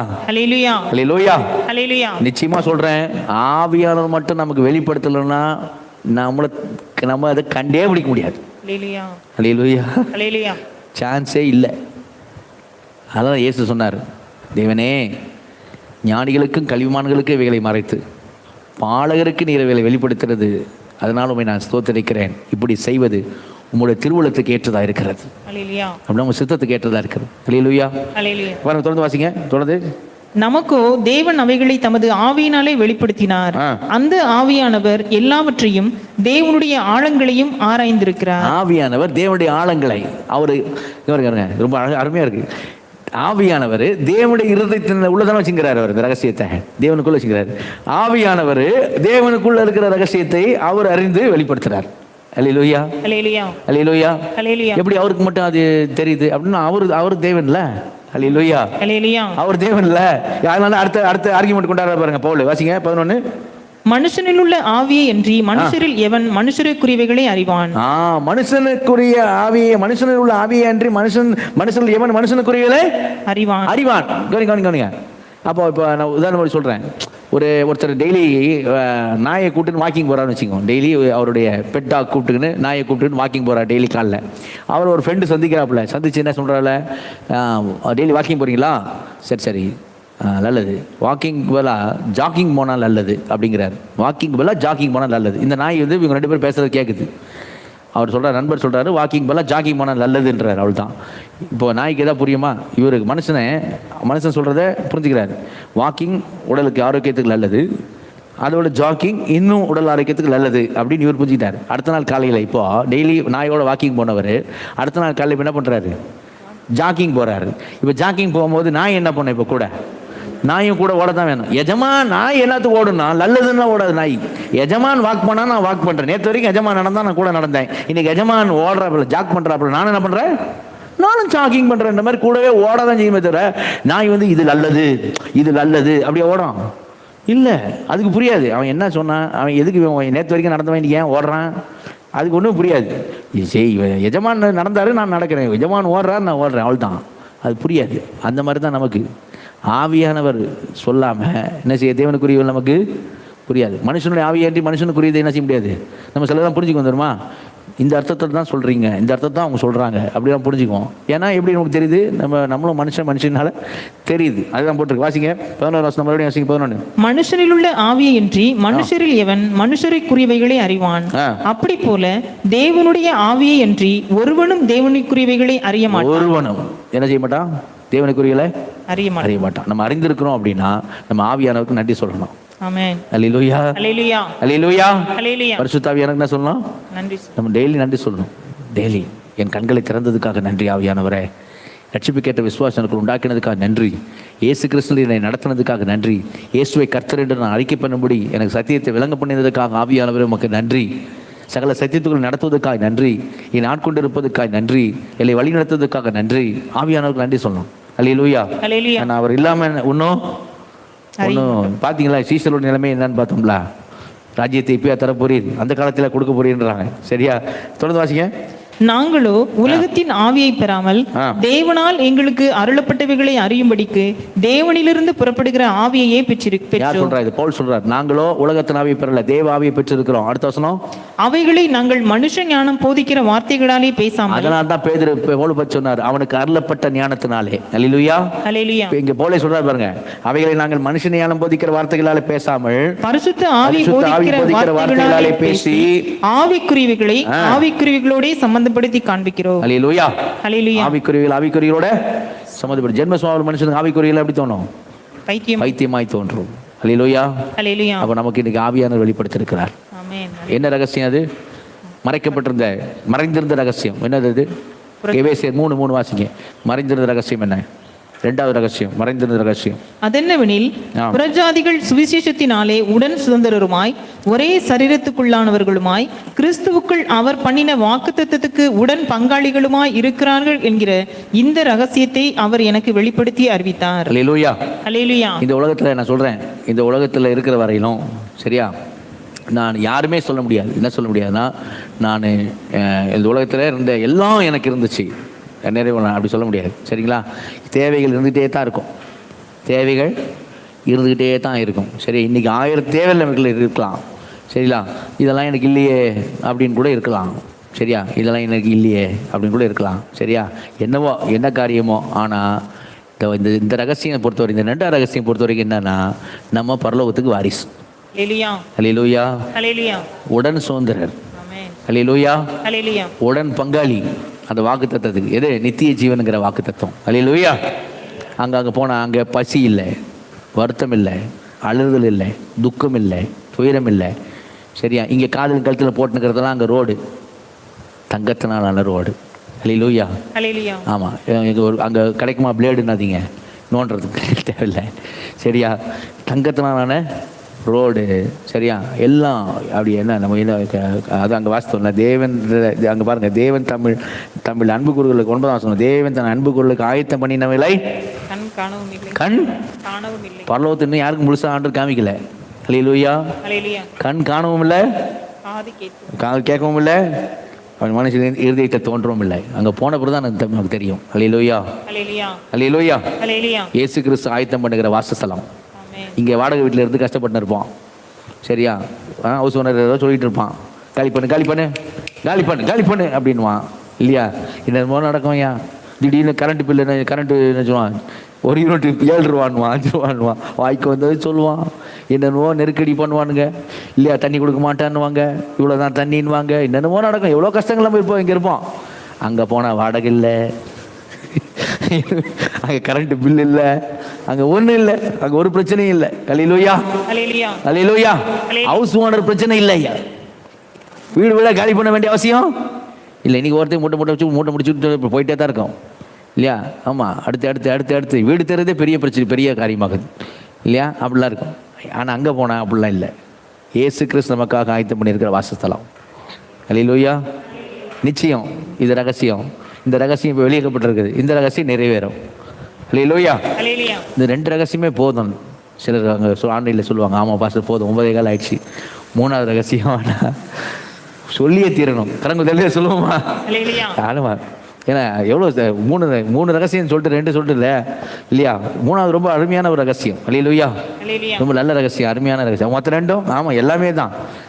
மகிமையான ஒரு ரகசியம், மறைந்திருந்த ரகசியம். 3ஆவது மகா ரகசியம். அல்லேலூயா. என்ன ரகசியம்? மகா ரகசியம். வாசிங்க, எபேசியர் 5ஆம் அதிகாரத்துக்கு வருவாங்க, 32ஆம் வசனம். எபேசியர் 5:32. இந்த ரகசியம் பெரியது, நான் கிறிஸ்துவை பற்றியும் சபையை பற்றியும் சொல்லுகிறேன். அல்லேலூயா. இந்த ரகசியம் பெரியது. அதனால தான் நான் மகா ரகசியம் சொல்றேன். மகா பெரியது. சரியா? இந்த ரகசியம் பெரியது. எந்த ரகசியம் அப்படின்னு பார்த்தீங்கன்னா, இந்த ரகசியம் பெரியது அப்படின்னு சொல்லி அங்கே பவுல் சொல்றதை பார்க்குறோம். கவனிங்க. ரகசியம் அப்படின்னா இந்த ரகசியம் கிறிஸ்துவுக்கும் சபை அதானே சொல்றாரு. கிறிஸ்துவை பற்றியும் சபை பற்றியும் சொல்லுகிறேன். அல்லேலூயா. கிறிஸ்து பற்றி சபை பற்றி கிறிஸ்து பற்றி சபை பற்றியும் ரகசியங்கிறார். ஏன் இது ரகசியங்கிறார் தெரியுமா? சபையை பற்றி பழைய ஏற்பாட்டில் வெளிப்படையா சொல்லப்படவில்லை. சபையை தேவன் மறைச்சிட்டார். அல்லேலூயா, அல்லேலூயா. ஆமாங்க, அழகா பிளான் என்ன பண்ணாரு? யூதர்களுக்கு சபையை பற்றி தெரியாது, மறைச்சிட்டார் தேவன். சரியா? கிறிஸ்துவனுடைய சபை இதெல்லாம் தெரியாது, மறைச்சிட்டார். எப்படி தெரியும்? ஒரு உதாரணத்துக்கு தானியல் புத்தகம் நல்ல இந்த புத்தகம் வெளிப்பாடு உள்ள புத்தகம். தானியல் புத்தகத்துக்கு 9ஆம் அதிகாரத்துக்கு வந்தோம்னு வச்சுங்களேன், அவங்கள பற்றி சொல்கிறாரு ஆண்டவர். தானியல் 9ஆம் அதிகாரத்தில் தானியல் ஜெபம் பண்ணுறாரு, இஸ்ரவேலை மாற்றும் ஆண்டவரே அப்படின்னு சொல்லிட்டு 23ஆம் வசனத்துல வாசிங்க. நீ மிகவும் பிரியமானவன், ஆதலால் நீ வேண்டிக் கொள்ள தொடங்கின போதே கட்டளை வெளிப்பட்டது, நான் அதை அறிவிக்க வந்தேன். இப்போதும் சொல்லுகிற வார்த்தையை நீ கவனித்து கேட்டு தரிசனத்தை அறிந்து கொள். மீறுதலை தவிர்க்கிறதற்கும் பாவங்களை தொலைக்கிறதற்கும் அக்கிரமத்தை நிவர்த்தி பண்ணுகிறதற்கும் நித்திய நீதியை வருவிக்கிறதற்கும் தரிசனத்தையும் தீர்க்க தரிசனத்தையும் முத்திரிக்கிறதற்கும் மகா பரிசுத்தமுள்ளவரை அபிஷேகம் பண்ணுகிறதற்கும் உன் ஜனத்தின் மேலும் உன் பரிசுத்த நகரத்தின் மேலும் 70 வாரங்கள் செல்லும்படி குறிக்கப்பட்டிருக்கிறது. 70 வாரங்கள், சரியா? அப்படி சொல்லப்படுது 70 வாரங்கள். 70 வாரத்தை எப்படி பிரிக்கிறாங்க? அடுத்த வசனம் வாசிங்க. இப்போதும் நீ அறிந்து உணர்ந்து கொள்ள வேண்டியது என்னவென்றால், எருசலேமை திரும்ப எடுப்பித்து கட்டுகிறதற்கான கட்டளை வெளிப்படுவது முதல் பிரபுவாகிய மெசியா வரும் மட்டும் 7 வாரமும் 62 வாரமும் செல்லும். 7 வாரம் 7 × 7 62 × 7 434, அப்புறம் 484 வரும். சரியா? ஓகே, வாசிங்க. அவைகளில் வீதிகளும் அலங்கங்களும் மறுபடியும் கட்டப்படும், ஆனாலும் இடுக்கமான காலங்களில் இப்படி ஆகும். இப்போ 7 வாரம் 62 வாரம் அப்படின்னு பிரிக்கிறாங்க. அவங்களுடைய யூதர்களுடைய காரியம் தான் இது. சரியா? எப்படி வாசித்தோம் நம்ம? 24 பார்த்தீங்கன்னா, மீறுதலை தவிக்கிறதுக்கும் பாவங்களை தொலைக்கிறதுக்கும் அக்கிரமத்தை நிவர்த்தி பண்ணுகிறதுக்கும் நித்திய நீதியை வருவிக்கிறதுக்கும் தரிசனத்தை தீர்க்க முத்திகிறதுக்கும் மகா பரிசுத்தமுள்ள அபிஷேகம் பண்ணுகிறதுக்கும் உன் ஜனத்தின் மேலும் உன் பரிசுத்த நகரத்து மேலும் 70 வாரம் அப்படின்னு அங்கே சொல்லப்படுது. 70 வாரம் அப்படின்ட்டு. அதுல 7 வாரம் 62 வாரம் 62 வாரம் முடிஞ்சோன்னா என்ன நடக்கும்? வாசிங்க 26. அந்த 62 வாரங்களுக்கு பின்பு மேசியா சங்கரிக்கப்படுவார். ஆனாலும் நமக்காக அல்ல நகரத்தையும் பரிசுத்த ஸ்தலத்தையும் வரப்போகிற பிரபுவின் ஜனங்கள் அழித்து போடுவார்கள். அதன் முடிவு ஜலப்பிரவாகம். 62 வாரம் முடிஞ்சோன்னா மெசியா என்ன பண்ணுவாரு? சங்கரிக்கப்படுவார். இப்போ எத்தனை 70 வாரத்தை எத்தனை முடிஞ்சிச்சு? 7 62 ரெண்டு கூட்டம் எத்தனை வாரம் முடிஞ்சிச்சு? 69. 7 62 ரெண்டு கூட்டம் எத்தனை வாரம் முடிஞ்சிச்சு? 69. இன்னும் எத்தனை வாரம் பாக்கி இருக்குது? ஒரு வாரம் பாக்கி இருக்குது. சரியா? இப்போ 27ஆம் வசனம் வாசிங்க. அவர் ஒரு வாரம் அளவும் அநேகருக்கு அவர்னு தமிழ் டிரான்ஸ்லேஷன் தப்பா இருக்கு, அவன் வரணும். இது அந்தி கிறிஸ்து பற்றிய வார்த்தை. சரியா? ஒரு வாரம் அளவும் அநேகருக்கு உடன்படிக்கையை உறுதிப்படுத்தி அப்படின்றது. இப்போ கவனிங்க, அந்தி கிறிஸ்து 7 வருஷம் அரசாட்சி. அதுதான் யாக்கோபுக்கு இக்கட்டு காலம். யாக்கோபுக்கு இக்கட்டு காலம் எது? அது அந்தி கிறிஸ்துடைய அரசாட்சி. சரியா? கவனிங்க 69 மேசியா சங்கரிக்கப்படுகிறார். 69 முடிச்சு மேசியா சங்கரிக்கப்படுகிறார். லாஸ்ட் எப்போ வரப்போகுது? லாஸ்ட் 1 வீக் லாஸ்ட்ல தான் வரப்போகுது. 62 69 முடிஞ்சு மெசியா சங்கரிக்கப்படுகிறார். லாஸ்ட் வீக் லாஸ்ட்ல தான் வரப்போகுது. அந்தி கிறிஸ்து 7 வருஷம் வரப்போகுது. அதுதான் யாக்கோபு இக்கட்டு காலம். அதை பற்றி அந்த வசனம் அது 27ஆம் வசனம் சொல்லுது. நடுவில் 69க்கும் 70க்கும் நடுவில் இப்போ என்ன காலம்? சபையின் காலம், கிருபையின் காலம். இதை பற்றி எதாவது சொல்லியிருக்கா? சொல்ல. சபை மறைக்கப்பட்டது. அல்லேலூயா, அல்லேலூயா. அவங்களுக்கு அவங்க டைம் மட்டும் தான் சொல்லப்பட்டது. 62 ஆனா 69 முடிஞ்சா மெசியா சங்கரிக்கப்படுவார். ஆனாலும் தமக்காக அல்ல. சரியா? அப்படி சொல்லிட்டு லாஸ்ட் ஒரு வாரங்குத அது ஒரு இக்கட்டு காலம் யாக்கோபுக்கு. லாஸ்ட் 1 வீக் நடுவில் என்னது சொல்லப்படலை. நடுவில் தான் இப்போ நம்ம இருக்கிறோம். அல்லேலூயா. இது கிருபையின் காலம், சபையின் காலம். சபையினுடைய காரியம் மறைக்கப்படுறது பாருங்க. அப்போ இந்த ரகசியம் பெரிது அப்படிங்கிறார். கிறிஸ்துவை பற்றும் சபையை பற்றி நான் சொல்லுகிறேன் போல் சொல்றாருல. அது என்ன காரியம் அப்படின்னா, இஸ்ரவேல் மக்களும் சபை, இஸ்ரவேல் சபை இப்படி ரெண்டையும் வச்சு நம்ம பார்த்தோம் வைங்களேன். அவங்களுக்கு சொல்றதெல்லாம் நமக்கு சொல்லப்பட்டிருக்கும். ஒன்றை தவிர, ஒரு காரியத்தை தவிர. அல்லேலூயா. அவங்கள தேவன் மனைவியா சொன்னாரா? தனக்கு மனைவியா சொன்னாரா? ஓசியா 2ஆம் அதிகாரம் 2ஆம் வசனம் வாசிங்க. ஓசியா 2:2 வேகமா வாசிங்க. ஓசியா 2:2. உங்கள் தாயோட வழக்காடுங்கள், அவள் எனக்கு மனைவியும் அல்ல, நான் அவளுக்கு புருஷனும். டைவர்ஸ் பண்றேன்றாரு. அவன் மனைவி மாதிரி தான் பாவிக்கிறார். சரியா? இஸ்ரவேல் மக்களை. ஆனா என்ன பண்றாரு? நான் இப்போ பாவத்தின் வித்து என்ன செஞ்சுறேன்? அக்கிரமத்தில் வந்து தள்ளிடுறேன் அப்படிங்கிறாரு. அவன் எனக்கு மனைவி இல்லை, நான் அவளுக்கு புருஷனும் இல்லை அப்படின்னு கோபத்தில் பேசுறாரு. சரி, அப்போ இஸ்ரவேல் மக்கள் என்னன்னு சொல்றாருங்க? என்ன சொல்றாரு? மனைவி சொல்றாரு. சரி, ஏசாயா 50:1 நீங்க பாத்தீங்கன்னா, தள்ளுதல் சீட்டை கொடுத்தனே உங்க அம்மாவுக்கு, உன் தாய்க்கு தள்ளுதல் சீட்டு எங்கடான்னு கேட்பாரு. தள்ளுதல் சீட்டு தான் சொல்லி, எங்க தள்ளுதல் சீட்டு எங்க அப்படின்னு கேட்பாரு. சரியா? அப்போ அங்கே என்ன சொல்றாரு? மனைவின்னு சொல்றாரு. எபேசு 5ஆம் அதிகாரத்தில் சபை என்ன சொல்றாரு? எபேசு 5ஆம் அதிகாரத்தில் பவுல் சொல்ற அதே அதிகாரத்துக்கு வருவோம். எபேசு 5ஆம் அதிகாரம் 25 வாசிங்க. புருஷர்களே, உங்கள் மனைவிகளில் அன்பு கூறுங்கள், அப்படியே கிறிஸ்துவும் சபையில் அன்பு கூர்ந்து தாம் அதை திருவசனத்தை கொண்டு தண்ணீர் முழுக்கினால் சுத்திகரித்து பரிசுத்தமாக்குகிறதற்கும் கரைத்திரை முதலானவைகள் ஒன்றும் அல்லாமல் பரிசுத்தமும் பிழையற்றதுமான மகிமையுள்ள சபையாக அதை தமக்கு முன் நிறுத்திக் கொள்வதற்கும் தம்மை தாமே அதற்காக ஒப்பு கொடுத்தார். அல்லேலூயா. புருஷர்கள் மனைவியில் அன்பு கூறுங்கள், அப்படியே கிறிஸ்துவும் சபையில் அன்பு கூறுது. அப்படின்னா கிறிஸ்துவுக்கு சபை என்னது பாருங்க, 25ஆம் வசனம் பாருங்க. புருஷர்களே, உங்கள் மனைவிகள் அன்பு கூறுங்கள், அப்படியே கிறிஸ்துவும் சபையில் அன்பு கூறுது. அப்படின்னா கிறிஸ்து யாரு? சபை யாரு? கிறிஸ்து புருஷன், சபை மனைவி. அல்லேலூயா. அங்கே இஸ்ரேல் மக்களுக்கு மனைவினாரு, சபையும் மனைவிங்கிறாரு, ஈக்குவலா இருக்கிற மாதிரி இருக்கு. ஓகேயா? சரி, அடுத்து ஏசாயா 5:2 திராட்சை செடின்னு சொல்லுவார். ஏசாயால 5ஆம் அதிகாரம் 2ஆம் வசனம் பாருங்க. ஏசாயா 5:2.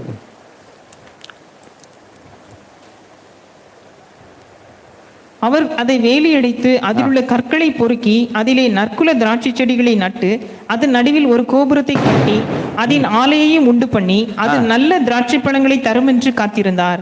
அதுவோ கசப்பான பழங்களை தந்தது. அப்போ அங்க இஸ்ரேல் மக்களை என்னன்னு சொல்றாரு?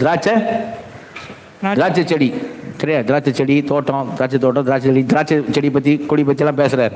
யோவான் 15:4-5 பசங்க. யோவான் 15:4-5. என்னில் நிலைத்திருங்கள், நானும் உங்களில் நிலைத்திருப்பேன். கொடியானது திராட்சை செடியில் நிலைத்திராவிட்டால் அது தானாய் கனி கொடுக்க மாட்டாதது போல நீங்களும் என்னில் நிலைத்திராவிட்டால் கனி கொடுக்க மாட்டீர்கள். நானே திராட்சை செடி, நீங்கள் கொடிகள். ஒருவன் என்னிலும் நான் அவனிலும் நிலைத்திருந்தால் அவன் மிகுந்த கனிகளை கொடுப்பான். என்னை அல்லாமல் உங்களால் ஒன்றும் செய்யக்கூடாது. அப்போ அங்க திராட்சை செடி சொன்ன மாதிரி நீங்க நமக்கு சொல்லப்படுது.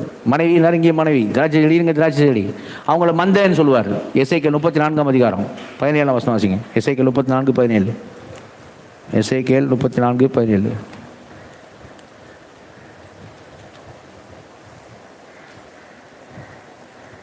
கர்த்தராகிய ஆண்டவர் சொல்லுகிறது என்னவென்றால், எசேக்கியேல் 34ஆம் அதிகாரம் 17ஆம் வசனம் 1005. என் மந்தையே, கர்த்தராகிய ஆண்டவர் சொல்லுகிறது என்னவென்றால், இதோ ஆட்டுக்கும் ஆட்டு கடாக்களுக்கும் வெள்ளாட்டு கடாக்களுக்கும் நான் நியாயம் தீர்ப்பேன். இஸ்ரவேல் மக்களை பார்த்து என்னன்னு சொல்றாரு ஆண்டவர்? மந்தை என்ன சொல்றாரு? ஆடுங்கிறாரு. ஆடுகள், என் மந்தையே அப்படிதான் கூப்பிடுறாரு. அல்லேலூயா. என் மந்தையே. நம்ம என்ன சொல்றாரு? யோவான் 10:16. இந்த தொழுவத்தில் உள்ள அல்லாமல் வேறு ஆடுகளும் வேறு ஆடுகளை, இந்த தொழுவத்தில் உள்ள வேறு ஆடுகளை எனக்கு கொண்டு அவைகளை நான் கொண்டு வரேன், அவைகளின் சத்தத்தை செவி கொடுக்கும். அப்போது ஒரே மந்தையும் மந்தைங்கிறாரு. சபையை மந்தை, சரியா? மனைவி, திராட்சை செடி, மந்தை, அவங்கள ராஜ்யம் அப்படிங்கிறார். யாத்திராகம் 19ஆம் அதிகாரம் 6ஆம் வசனம். யாத்திராகம் 19:6 ராஜ்யம் என்றார். நீங்கள் எனக்கு ஆசாரிய ராஜ்யமும் பரிசுத்த ஜாதியுமாய் இருப்பீர்கள் என்று நீ இஸ்ரவேல் புத்திரரோட சொல்ல வேண்டிய வார்த்தைகள். அவங்க ராஜ்யம் என்றார், சரியா? நம்மள கொலோசியர் 1ஆம் அதிகாரம் 13ஆம் வசனம். கொலோசியர் 1:13. இருளின் அதிகாரத்தினின்று நம்மை விடுதலையாக்கி தமது அன்பின் குமாரனுடைய ராஜ்யத்திற்கு நம்மை உட்படுத்தினவருமாய் இருக்கிற உட்படுத்தப்பட்டிருக்கோம் ராஜ்யத்துக்குள்ள, குமாரனின் ராஜ்யத்துக்குள்ள. அல்லேலூயா. அவங்களையும் ராஜ்யங்கிற நம்மளும் சபையும் என்னஜா அவர் ராஜ்யத்துக்குள்ள இருக்கிறோம், சரியா? அவங்கள குடும்பம், ஃபேமிலி அப்படிங்கிறார். இவர்கள் என் ஜனங்கள், என் துதியை சொல்லி வருவார்கள், நான் அவர்களுக்கு தேவனாக இருப்பேன். அல்லேலூயா. அல்லேலூயா. பெற்றாதானே பிள்ளைங்க, பெற்றெடுத்தாதானே பிள்ளைங்க. உபாகமம் 32:18 பாருங்க. உபாகமம் 32:18. உபாகமம் 32:18. அவங்களை என்ன சொல்றாரு? உன்னை ஜனிப்பித்த கன்மலையை நீ நினையாமற் போனாய், உன்னை பெற்ற தேவனை மறந்தாய். உன்னை பெற்ற தேவனை மறந்தாய். அவங்கள பார்த்து சொல்றாரு, உன்னை பெற்ற தேவனை மறந்தாய். ஃபேமிலி நமக்கு எபேசில் வந்துடும். எபேசு 2ஆம் அதிகாரம் 19ஆம் வசனம். எபேசு 2:19, 18:19. எபேசு 2:18-19. தாம் நம்மை அழைத்ததினாலே. எபேசு 2:18-19. அந்தபடியே நாம் இருதிரத்தாரும் ஒரே ஆவியினாலே பிதாவினிடத்தில் சேரும் சிலாக்கியத்தை அவர் மூலமாய் பெற்றிருக்கிறோம். ஆகையால் நீங்கள் இனி அந்நியரும் பரதேசிகளுமாயிராமல் பரிசுத்தவான்களோட ஒரே நகரத்தாரும் தேவனுடைய வீட்டாருமாய் இருந்து. அல்லேலூயா. God's family. ஹல்லேலூயா. ஹalleluya. நம்ம யாரு? God's family. God's family. God's family. Attur போகும்போது ஆத்தூர் போன அங்கே ஒரு சின்ன பிள்ளை என்னை பார்த்து கேட்டா, காட்ஸ் ஃபேமிலி சொன்னீங்களே, எல்லாரும் வேனில் தனித்தனியாக பிரிச்சுட்டீங்களே, ஏன் 2 வேன் விட்டு கார் விட்டு இப்படி என்ன பண்ணிட்டீங்க, பிரிச்சுட்டீங்களே, காட்ஸ் ஃபேமிலி சொல்லி பிரிச்சுட்டீங்களே அப்படின்னா. எனக்கு அவள் கேட்ட கேள்வி ரொம்ப பிடிச்சிருந்துச்சு. ஏன் பிடிச்சிருந்துச்சுன்னா, அது காட்ஸ் ஃபேமிலி நம்மன்றது அவளுக்குள்ளே போயிருந்துச்சு. ஹல்லேலூயா. ஹalleluya. ஆமாம், அது எல்லாருக்கும் கண்டிப்பாக போயிருக்கும். நம்ம காட்ஸ் ஃபேமிலி, நம்ம எல்லாம் ஒரே ஃபேமிலி அப்படின்னு. அந்த பிள்ளை என்கிட்ட கேட்கலாம், காட்ஸ் ஃபேமிலியில் நீங்கள் எப்படி பிரிக்கலாம், தனித்தனியாக 2 வேன் போட்டு 2 காரை போட்டு இப்படியா பண்ணுவாங்க அப்படின்னா. சரி, அதாவது காட்ஸ் ஃபேமிலி. அப்போ இஸ்ரேல் மக்களையும் காட்ஸ் ஃபேமிலி, நம்மளையும் காட்ஸ் ஃபேமிலி. பாருங்களேன், இஸ்ரேல் மக்களை மனைவி நம்மளையும், இஸ்ரேல் மக்கள் திராட்சை செடி நம்மளையும், இஸ்ரேல் மக்கள் மந்த, இஸ்ரேல் மக்கள் ராஜ்யம் நம்ம ராஜ்யம், இஸ்ரேல் மக்கள் குடும்பம் நம்மளையும் குடும்பம். அப்போ என்ன இந்த ரகசியம் பெரிதுன்னு சொல்கிறாரு பவுல். என்ன சொல்கிறார் பவுல்? வந்துடுங்க எபேசியர் 5 அதிகாரத்துக்கு பார்த்து முடிச்சிடுவோம். என்ன ரகசியம் பெரிதுன்னு சொல்கிறாரு? எபேசியர் 5:32 வாசிங்க. இந்த ரகசியம் பெரியது, நான் கிறிஸ்துவை பற்றியும் சபையை பற்றியும் சொல்லுகிறேன். நான் கிறிஸ்துவை பற்றி சபையை பற்றி சொல்லுகிறேன். ரகசியம் பெரிதுன்றார், உண்மையிலே பெரிது. ஹல்லேலூயா. கவனி முக்கியமானது. அவங்களுக்கு சொல்லாத ஒன்றை சபைக்கு ஆண்டவர் சொல்கிறார். ஹல்லேலூயா. அதான் ஸ்பெஷல். இந்த ரகசியம் பெரியது, மகா பெரியது, மகா ரகசியம், பெரிய ரகசியம். அவங்களுக்கு சொல்லாத ஒன்று என்ன அப்படின்னா, அந்த அதிகாரத்தில் 22, 23 வாசிங்க. 22. மனைவிகளே, கர்த்தருக்கு கீழ்ப்படுகிறது போல உங்கள் சொந்த புருஷருக்கும் கீழ்ப்படியுங்கள். கிறிஸ்து சபைக்கு தலையாயிருக்கிறது போல புருஷனும் மனைவிக்கு தலையாயிருக்கிறான். அவரே சரீரத்திற்கும் இரட்சகராய் இருக்கிறார். ஹல்லேலூயா. ஹல்லேலூயா. என்ன அவங்களுக்கு சொல்லாத ஒன்று நமக்கு என்ன சொன்னார்னா, அவர் நமக்கு புருஷன், நமக்கு தலையா இருக்கிறார், நாம் அவருக்கு சரீரமாக இருக்கிறோம். ஹல்லேலூயா. ஹல்லேலூயா. ஹல்லேலூயா. ஹல்லேலூயா. One head one body. இந்த சரீரம், அவங்க எனக்கு சரீரம்னு தேவன் பழைய ஏற்பாட்டில் எங்கேயும் யாருக்கு சொல்லலை? இஸ்ரேல் மக்களுக்கு சொல்லலை. அவங்க என் சரீரம் அப்படின்னு சொல்லலை. நாம் அவருடைய சொந்த சரீரமாக இருக்கிறோம். கரங்கொத்திலே சொல்லுவோமா? ஹல்லேலூயா. உச்சமலையிலே சொல்லுவோமா? ஹல்லேலூயா. கிறிஸ்து நமக்கு தலையாக இருக்கிறார் புருஷன், மனைவி நாம் அவருக்கு என்னவா இருக்கிறோம்? சரீரமாக இருக்கிறோம், சொந்த சரீரமாக. அதுதான் சொந்த சரீரம். ஏன் அப்படி சொல்கிறேன்னா, அங்கேயே இதை பேசி புருஷன் மனைவி பேசின்னு தான் வருவார் பவுல். சொல்லிட்டு தான் சொல்கிறாரு, நான் கிறிஸ்துவை பற்றி சபையை பற்றி ஏன் பேசுகிறேன்னு. ஹல்லேலூயா. அப்போ புருஷன் மனைவி பேசும்போது என்ன வார்த்தை பேசுகிறாரு பாருங்க. 28 வாசிங்க. 28. அப்படியே புருஷர்களும் தங்கள் மனைவிகளை தங்கள் சொந்த சரீரங்களாக பாவித்து அவர்களில் அன்பு கூற வேண்டும். தன் மனைவியில் அன்பு கூறுகிறவன் தன்னில் தான் அன்பு கூறுகிறான். புருஷர்கள் தங்கள் மனைவியை சொந்த சரீரமாய் பாவித்து. ஹல்லேலூயா. ஹல்லேலூயா. ஹல்லேலூயா. சொந்த சரீரமாய் பாவித்து. அதே தான் கிறிஸ்து செய்கிறான்னு சொல்லுவார். அடுத்த வருஷம் வாசிங்க. தன் சொந்த மாம்சத்தை பகைத்தவன் ஒருவனும் இல்லையே. கர்த்தர் சபையை போஷித்து காப்பாற்றுகிறது போல ஒவ்வொருவனும் தன் மாம்சத்தை போஷித்து. கர்த்தர் சபையை போஷித்து காப்பாற்றுகிறது போல, சரியா? புருஷன் தன் சொந்த மாம்சத்தை பகைத்தவன் ஒருவன் இல்லையே. அப்போ சபை என்னன்னு சொல்லப்படுதாங்க? கிறிஸ்துவுக்கு சொந்த மாம்சம், சரீரம். ஹல்லேலூயா. புருஷன் அவர், அவருடைய சரீரம், அவர் தான் சரீரத்துக்கு இரட்சகராக இருக்கிறார் அப்படின்னு வாசித்தோம். அடுத்த வருஷம் வாசிங்க. ரொம்ப நாள் 30 வாசிங்க. 30 நாம் அவருடைய சரீரத்தின் அவயவங்களாயும் அவருடைய மாம்சத்திற்கும் அவருடைய எலும்புகளுக்கும் உரியவர்களாயும் இருக்கிறோம். அப்படி தெளிவாக போட்டுச்சு. நாம அவருடைய சரீரத்துக்கு அவயங்களா இருக்கிறோம். ஹல்லேலூயா. ஹல்லேலூயா. அவருடைய மாம்சத்துக்கும் அவருடைய எலும்புகளுக்கும் உரியவர்களாக இருக்கிறோம். ஏன்னா நாம தான் அவருடைய பாடி, அவருடைய சரீரம். ஹல்லேலூயா. இந்த ஒரு வார்த்தை யாருக்கு கிடையாது? இஸ்ரேல் மக்களுக்கு கிடையாது. அப்போ கவனி ஏன் பெரிய ரகசியம் சொல்கிறார் பவுல்? இது சரீரமும் தலையும் சரீரமும் எப்பவும் எப்படி தான் இருக்கும்? எப்பவும் இணைஞ்சு தான் இருக்கும். ஒரு நாள் என்ன இருக்காது? செப்பரேஷன் கிடையாது. ஹல்லேலூயா. ஹல்லேலூயா.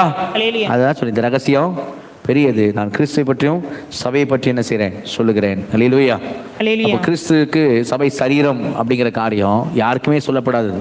பழைய ஏற்பாட்டில் யூதர்களுக்கு, இஸ்ரவேலருக்கு யாருக்குமே சொல்லப்படாத ஒன்று சபைக்கு மட்டும் சொல்லப்படுது. ஸ்பெஷாலிட்டியாக இருக்குது. என்னன்னு சொன்னால், சபை கிறிஸ்துடைய சரீரம், கிறிஸ்து சபைக்கு தலையாக இருக்கிறார், நாம் அவருடைய சொந்த சரீரமாக இருக்கிறோம். அவருடைய மாம்சத்துக்குரிய அவருடைய அந்த வசனம் பாருங்கள், அவருடைய மாம்சத்திற்கு அவருடைய எலும்புகளுக்கும் உரியவர்களாக இருக்கிறோம். ஏன்னா 23 வசனம் பாருங்கள், அவரே சரீரத்துக்கு இரட்சகராக இருக்கிறார். ஹல்லேலூயா. எதுக்கு இரட்சகராக இருக்கிறார்? சரீரத்துக்கு இரட்சகராக. சரீரம்னா எது சொல்லுது? சபை. இங்கே இந்த எபேசு நிருபத்தில் மட்டும் இல்லை, நம்ம டக்குன்னு பார்த்தோம். நீங்கள் வந்திருக்கேன் இதில் ரோமர் 12 அதிகாரம், ரோமர் 12:4-5 வசனம் வாசிங்க. ரோமர் 12:4-5.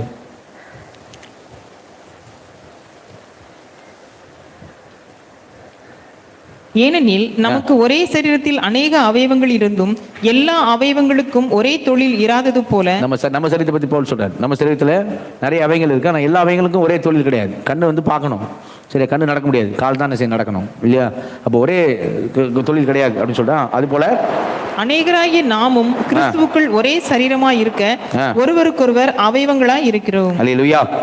அநேகராகி நாமும் கிறிஸ்துவுக்குள்ள ஒரே சரீரமாய் ஒரே சரீரமாய் இருக்க. இந்த வார்த்தை தான் அங்கே இஸ்ரேல் மக்கள்கிட்ட பார்க்க முடியாது. அநேகராகி நாமும் கிறிஸ்துவுக்குள்ள ஒரே சரீரமாய் இருக்கிறோம். அல்லேலூயா. அல்லேலூயா.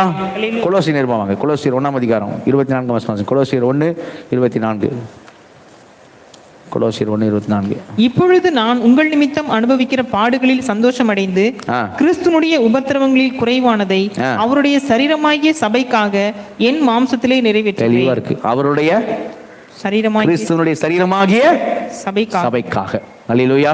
அல்லேலூயா. Church is the body of Christ. அல்லேலூயா. அல்லேலூயா. இயேசு கிறிஸ்துவின் சரீரம் எது? சர்ச், சபை. அவருடைய சரீரமாகிய சபைக்காக பவுல் சொல்றாரு, மாம்சத்தில் நிறைவேற்றுகிறார். அல்லேலூயா. அல்லேலூயா. அதனால தான் கவனிங்க, அதனால தான் அப்போஸ்தலனாகிய பவுல் சவுலா இருக்கும்போது இயேசு சந்திச்ச போது, நீர் யார் ஆண்டவரே, நீர் யார் அப்படின்னு கேட்டோன்னே இயேசு என்ன பதில் சொன்னாரு? நீ துன்பப்படுத்துகிற இயேசு நானே. அல்லேலூயா. ஏன் அந்த வார்த்தை துன்பப்படுத்துகிறேன்னு ஏன் வார்த்தை சொன்னாரு? என் சரீரத்தை துன்பப்படுத்துற, நானும் சபையும், நான் தலை, சபை எனக்கு சரீரம். You are united like that. நாங்கள் அப்படி இணைஞ்சிருக்கிறோம். என் சரீரத்தை என்ன பண்ணுற நீ? என் சரீரத்தை நீ துன்பப்படுத்துகிற அப்படிங்கிறார். என்னை துன்பப்படுத்துகிற. அதெல்லாம் எப்படி சொன்னார் ஆண்டவர்? நீ துன்பப்படுத்துகிற இயேசு. இயேசு துன்பப்படுத்த முடியுமா அப்படின்னா, சபையை துன்பப்படுத்தினாலும் யாரை துன்பப்படுத்துறது தான்? இயேசு. ஏன்னா சபை இயேசுவுக்கு என்னது? சரீரம். அல்லேலூயா. அல்லேலூயா. இல்லையா? இப்போ 1 கொரிந்தியர் வாங்க. 1 கொரிந்தியர்ல 12ஆம் அதிகாரம் 27ஆம் வசனம். 1 கொரிந்தியர் 12:27. இப்படி இருக்க எவன் 1 கொரிந்தியர் 12:27. நீங்களே கிறிஸ்துவின் சரீரமாயும் தனித்தனியே அவயவங்களுமாய் இருக்கிறீர்கள். நீங்களே கிறிஸ்துவின் சரீரமாயும் தனித்தனியே அவயவமாய் இருக்கிறீர்கள். அல்லேலூயா. அல்லேலூயா. நீங்களே அப்படின்னு யார் சொல்ற? சபை, சர்ச். நீங்க என்ன இருக்கீங்க? கிறிஸ்துவின் சரீரம். என்ன இருக்கீங்க? கிறிஸ்துடைய சரீரம். அல்லேலூயா. நம்ம எத்தனை பேருக்கு சந்தோஷமா இருந்ததில்லை? கிறிஸ்துடைய சரீரமா இருக்கிறோம். அல்லேலூயா. அதனால தான் தெசலோனிக்கே சபைக்கு சொல்லும்போது பவுல் சொன்னாரு, என்ன சொன்னாரு? தேவ எக்காலத்தோடும் வானத்தில் என்ன செய்வார்? இறங்கி வருவார். அப்போ கிறிஸ்துவுக்குள் மரித்தவர் முதலாவது என்ன செய்வாங்க? எழுந்திருப்பார்கள். உயிரோடு இருக்கிற நாமும் மேகங்கள் மேல் ஆகாயத்தில் எடுத்துக்கொள்ளப்பட்டு விதமாக எப்போதும் கர்த்தருடனே கூட இருப்போம். பாடி போய் அங்கே இணைஞ்சிரும். அல்லேலூயா. எப்பவும் அவரோடு கூட இருப்போம். அல்லேலூயா. அங்கே போன பிறகு நம்ம நினைக்கிறோம், என்னைக்காவது பிடிச்சி கீழே தள்ளுவார் ஆண்டவரும்ல. சரியா? ஏதாவது குட்டி குளம் பண்ணுவோம் நம்ம மேலே போயும். சரியா? ஏதாவது பிரச்சனை பண்ணுவோம் மேலே. சரியா? அதெல்லாம் நம்ம நினைக்க வேண்டிய அவசியமே இல்லை. நம்ம ஏன்னா நம்ம யாராக இருக்கிறோம்? சில அது மாதிரிலாம் கற்பனை பண்ணி பார்த்துருப்பாங்க. பரலோகத்துக்கு போன பிறகு ஏதாவது பிரச்சனையாகி நம்மளுக்கு இது எதாவது ஆகிடுமோ? சரியா? அதெல்லாம் ஒன்றாகாது. நம்ம கிறிஸ்துவோட என்றென்றைக்கும் இணைந்திருப்போம். அல்லேலூயா. ஆமாம். சரீரம் எப்படி அவரோட சரீரமாக இருக்கிறனால அவரோட என்ன செய்வோம்? இணைஞ்சு தான் இருப்போம். அல்லேலூயா. அப்போ சரீரமாக இருக்கிற நாம, சரிங்களா? இந்த செய்தி கேட்டோம் இன்னைக்கு, 3 ரகசியம் கேட்டோம். நம்ம என்ன நம்ம டாக்டர் என்ன எதிர்பார்க்குறாருன்னா, இங்கே பாருங்கள், எப்போ தான் ஒரு சரீரத்தில் ஒட்டப்படுவோம் தெரியுமா? எப்போ ஒரு சரீரத்தில் ஒட்டப்படுவோம்?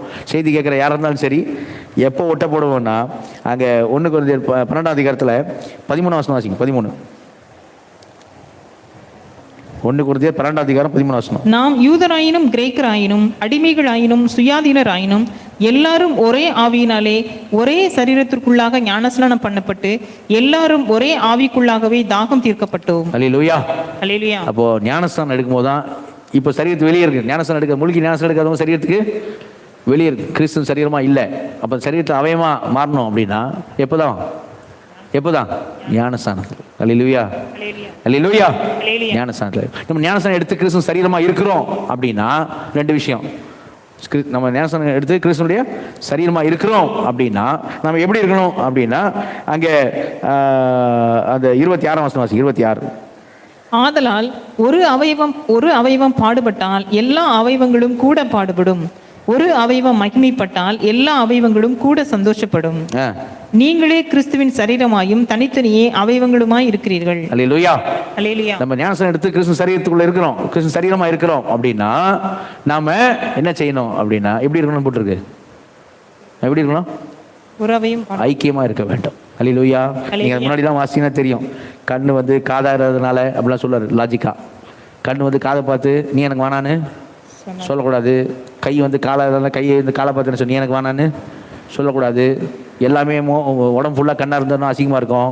அப்படி இல்லை, நல்லா இருக்கும் அங்கே சொல்லுவார். சரியா? அப்போ தனித்தனியே நம்ம இருக்கோம், நம்ம தனித்தனியே நம்ம அவயமாக இருக்கிறோம், ஆனால் ஒரே சரீரத்தில் இருக்கிறோம். அல்லேலூயா. அல்லேலூயா. முதல்ல ஞானஸ்நானம் எடுக்கலன்னா ஞானஸ்நானம் எடுத்து அவயமாக என்ன செய்யணும்? வரணும். அவயமாக ஆயிட்ட பிறகு தலைவலிக்குது அப்படின்னா என்ன என்ன என்ன என்ன தேய்க்கிறோம்?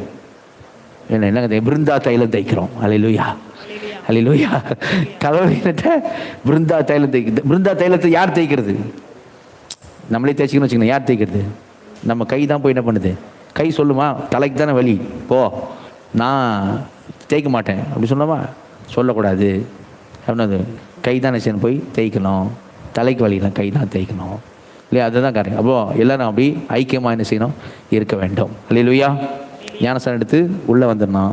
உள்ளே வந்து நம்ம ஒரே சரீரமாக தனித்தனி அவயமாக ஒரே சரீரமாக ஐக்கியமாக இருக்க வேண்டும்.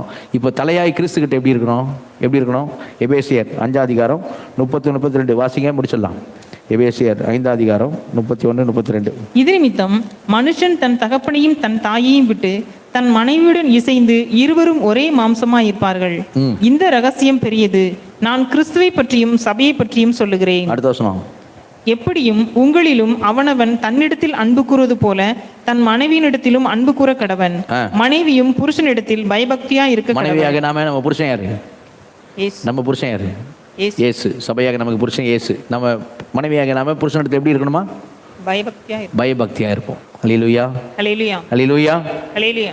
ஞானஸ்நானம் எடுத்து சரீரம் அவயமா மாறும். அவயமா மாறும். நமக்குள்ள எப்படி இருப்போம்? நமக்குள்ள அன்போடு ஐக்கியமா. அதனால தான் 1 Corinthians 12 அதை பற்றி பேசி 13 பவுல் எதை பற்றி பேசுறாரு? 1 Corinthians 13 ஃபுல்லாக என்ன தான் பேசுறாரு? அன்பு. அன்பு. அன்பு சினமடையாது, தீங்கு நினையாது. அன்பு. ஏன்னா ஐக்கியமாக இருக்கணும், அன்பாக இருக்கணும். சரி, புருஷன்கிட்ட நம்ம எப்படி இருக்கணும்? பயபக்தியாக இருக்கணும். அல்லேலூயா. முனை காரியம் தான். உள்ள வாங்க, சரீரத்துக்கு அவயமா வாங்க. வந்த பிறகு எப்படி இருங்க? எப்படி இருங்க? ஐக்கியமாக இருங்க. புருஷன்கிட்ட எப்படி இருங்க? பயபக்தியாக இருங்க. வேள்வியில் இருப்போம், ஜெபம் பண்ணுவோம். 3 ரகசியம், அருமையான ரகசியம். 3 ரகசியம் நமக்கு சந்தோஷத்தை கொடுக்கக்கூடிய ரகசியம். அல்லேலூயா. அல்லேலூயா. இந்த 3 ரகசியமும் மகத்தான ரகசியம் இல்லையா? மகிமையானவரின் ரகசியம், மறைந்திருந்த ரகசியம், மகா ரகசியம். நீங்கள் ஆண்டவர் ரகசியங்களை நமக்கு வெளிப்படுத்தி இருக்கிறார். கண்களை மூடி ஆண்டவருக்கு நன்றி சொல்லுவோம்.